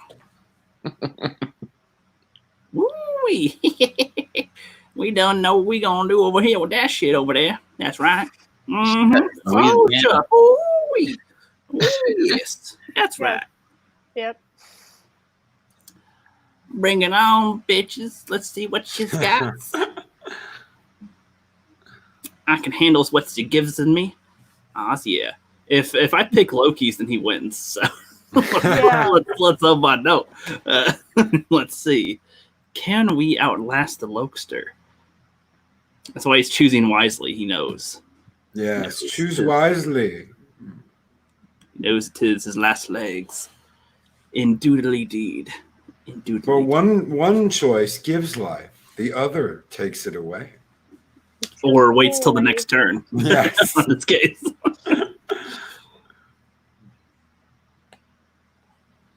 One gives life, one makes you wait another turn. Indeed. All right, while we're young. Oh, did it not pick? My bad. Yeah. Sorry, I clicked it. I thought I clicked it. Okay, no, you're good. You're good. Just 1 second to make sure that it's still playing for the audience. Oh no, it isn't. So. No, it's been stuck on one for a while. It looks like. I'm trying to refresh it. Oh no, like on my screen, it's fine. Yeah, I see it. Good. Yeah, you're good. I just checked on the stream itself, and it's fine. Okay. Yeah. So Okay, good. Okay, good. It came up different on my end. All right, so y'all heard of basketball, football, and baseball, and now get ready for Ing Chong Bing Bong Ball. That's so glad. Jesus. I love that. Oh my god. Y'all heard of basketball, football, baseball, and now get ready for dwarf porn. God damn it! Oh, Freudian slip. Hold on. Let's rephrase that. Y'all heard of basketball, football, and baseball, and now get ready for some dwarf prom date ball. That was a tongue twister for me. It's a good visual. Y'all done heard of basketball, football, and baseball, and now get ready for boobs ball. Oh, man. I like the way you spelled boobs. Boobs ball, because that's not boobs, that is boobs. Boobs. Boobs Yeah, ball. South Park, I think, if I remember. Yes, it is. You guys can tell I do lots of references from things. Yeah. Yep. And Ing Chong Bing Bong was how Cartman and Butters were trying to sound Asian for a bit. The Ing Chong Bing Bong. Oh man, Ing Chong Bing Bong is fun to say, but boobs ball is probably the one I would pick as well with that. Okay. And it continues. Yeah, because I was in Chong Bing Bong Ball. I figured, That was yeah. close. That was close. Shit. That was the one I was going for. A scavenger girl is no match for the power in me. I am all the blank, and I am all the blank. That's literally the quote from the movie. That's there. Well, and the second part is her response to him. But yeah. Let me say it right then. A scavenger girl is no match for the power in me. I am all of the blank. And I am all of the blank. Perfect. Most excellent. All right, we're doing this. Loves it. Me loves this one. Oh, No. shit. A scavenger girl is no match for the power in me. I am all of them Jews. And I am all of the bestestest ever. Nice. That's killer. That was good. A scavenger girl is no match for the power in me. I am all of the white knight warriors of women. And I am all of the Mr. and Mrs. Titties. Not really. A scavenger girl is no match for the power in me. I am all of the boner forest. And I am all of the pretty princess. Party. Oh my god. Party. Party, princess. Party. Party. Them Jews. Gotta go with them Jews. Titties. Ah, Them yes. Jews. Them Jews won. Yes. Nice. Oh, shit. Congrats. There is no curse in Elvish and Tish or the tongues of blank for this treachery. I've got one. Hell yeah. Looking for two. Looking for two. We're doing a comeback, y'all. Oh yeah. Remember, if you pick Loki's, then who wins? We won't know until it's too late. All right. There is no curse in Elvish, Entish, or the tongues of Blackie for this treachery.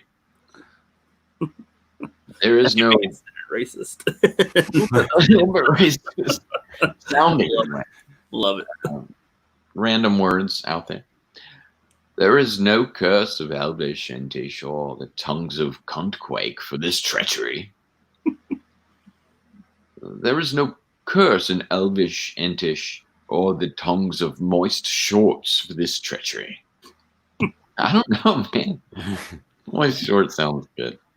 Ah! That was good. Nice. Wow, Eris is Damn. coming up from behind. It's almost pretty close race here. She's 2 away. He's 1 away. All right. Damn. Melissa bought a new shade of lipstick called blank, and I'm pretty sure whatever y'all pick You're gonna love it. actually exists because makeup gets weird. Have y'all ever seen a perfume commercial that made sense? They never make any sense. Exactly, And I don't know that's it's a perfume commercial till the end, and they tell me. Melissa bought a new shade of lipstick called gayness. Okay. Oh, this one's okay. Melissa bought a new shade of lipstick called Daddy's Girl. That sounds like a real one. That sounds like a real one too. Like, all of these sound real. I'm gonna be honest. Oh my God. Melissa bought a new shade of lipstick called Swallow. I can see these in commercials. I can see God these in damn it! commercials. I have to pick that one. God damn it! Ah, Oh Loki. God damn it! Yes! Yes, we are the champions. Yes. Nice. Oh my God. Nice. Oh, Good game. shit. Now, Thank it says you. game won by Stone Loki. Is there a not an OK button? Can I delete? Is there a delete button? You'll just be stuck there for all eternity. Oh no. Unfortunately, that is the game. Everybody, that was fun.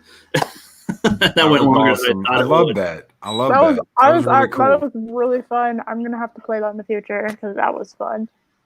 That's good. Yeah, there might be times either on my streams or when we do more Phantom Collective ones where we just end up playing it randomly. I'll toss you guys links if y'all want to jump in. Yeah, I would love to. There we go. These are good. Yeah, they get fun. I'll be adding more stuff to the deck every now and then too. And if you guys want to put things in my deck, just let me know and I'll add them to it for some extra fun in the future with this stuff. But yeah, so yeah, Stone Loki is the winner. Flip, you 2 losses in a row now. What the hell? I know.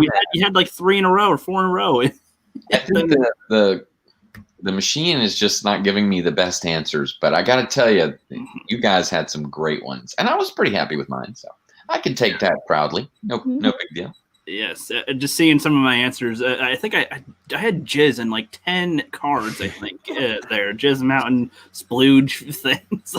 Those ones. Yeah, I've mine been got hanging really on to good. that In Ching Bong Ball thing for like the beginning of the game. I was like, man, I'm never gonna get anything Yeah, that goes with that. Ding Chong Bing Bong. Bong. I almost picked that one because that's fun to say, but Boobs Ball just Oh yeah. rolls off the tongue better a little bit.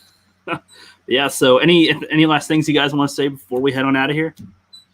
I got a No. stream this Saturday on my channel and also on MB Geek's channel. I think it's starting at noon. We'll be the MB Geeks stream will start at noon. And it's going to be a panel of me and 3 other women. My bad. Wait a minute. And we're going to be talking about Star Trek. And then I think I'm going to have it at 2, but it kind of depends on how long that stream goes for. I will be doing a stream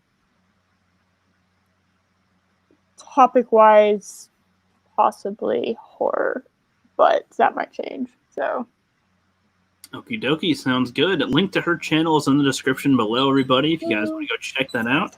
And then we got the Lokester, Stone Loki. What do you got going on in the next week? Oh, dude, I've got at least a stream every day. We've got a patron hangout coming up this weekend on Sunday. We're going to be covering, of course, every Tuesday from now until the end of time. We're going to be covering Batman, Superman, at least for the foreseeable future. It's going to be going on in the next couple of months, but I do Mornings of Mischief, 8 a.m. Central Time at Monday through Friday. If you guys want to come and hang out, enjoy a good morning show, like those old drives into work where you used to, listen to a talk show on the radio. That was the whole idea. So. Oh yeah, we'll look forward to that, everybody. A Superman Batman series. That's going to be a kill. You're going to watch his progression go from enthusiastic at first to total dread by the end. I assume when you get toward the end there. Yeah, what they're doing now. Yeah. Yeah. But that'll be fun to look forward to and see. And Flipster, you got any last announcements or anything you want to say? Not really, guys. I'm just glad that you came on for the Nerd Blast and the game and everything. It was a pleasure. We'll be doing some more interesting and new games coming up in the future along with this. We can't wait to unroll that and let everyone know. I do want to say, if Entertainment Hacker's still out there, sorry, buddy, I will get back to you. I don't check my personal Twitter as often as I should, but I have no excuse. I'm a terrible person. But I love all of you, and I had such a wonderful time. Thanks, Eris. Thanks, Stone Loki. Oh, thank you for the invite. Seriously, thank you. Same. I had a great time. Yeah, this was really fun. And one of these days, I got to get you two on my morning show. No problem, man. Just let me know ahead of time so I can get up early. I'm Pacific time, so that's early. That's early for me. But this was fun, and any last things right there you're saying? I mean, honestly, same invitation extends to both of y'all about coming on my channel. Now, obviously, I know you two are busy, and I do 2 streams a week. So whenever y'all have a free moment, if you see coming up that you're available on Saturdays or Wednesday evenings, all right, yeah, just let us know, or if you can't get both of us at the same time, you just try either one of us, and we'll try to make that for you. No problem.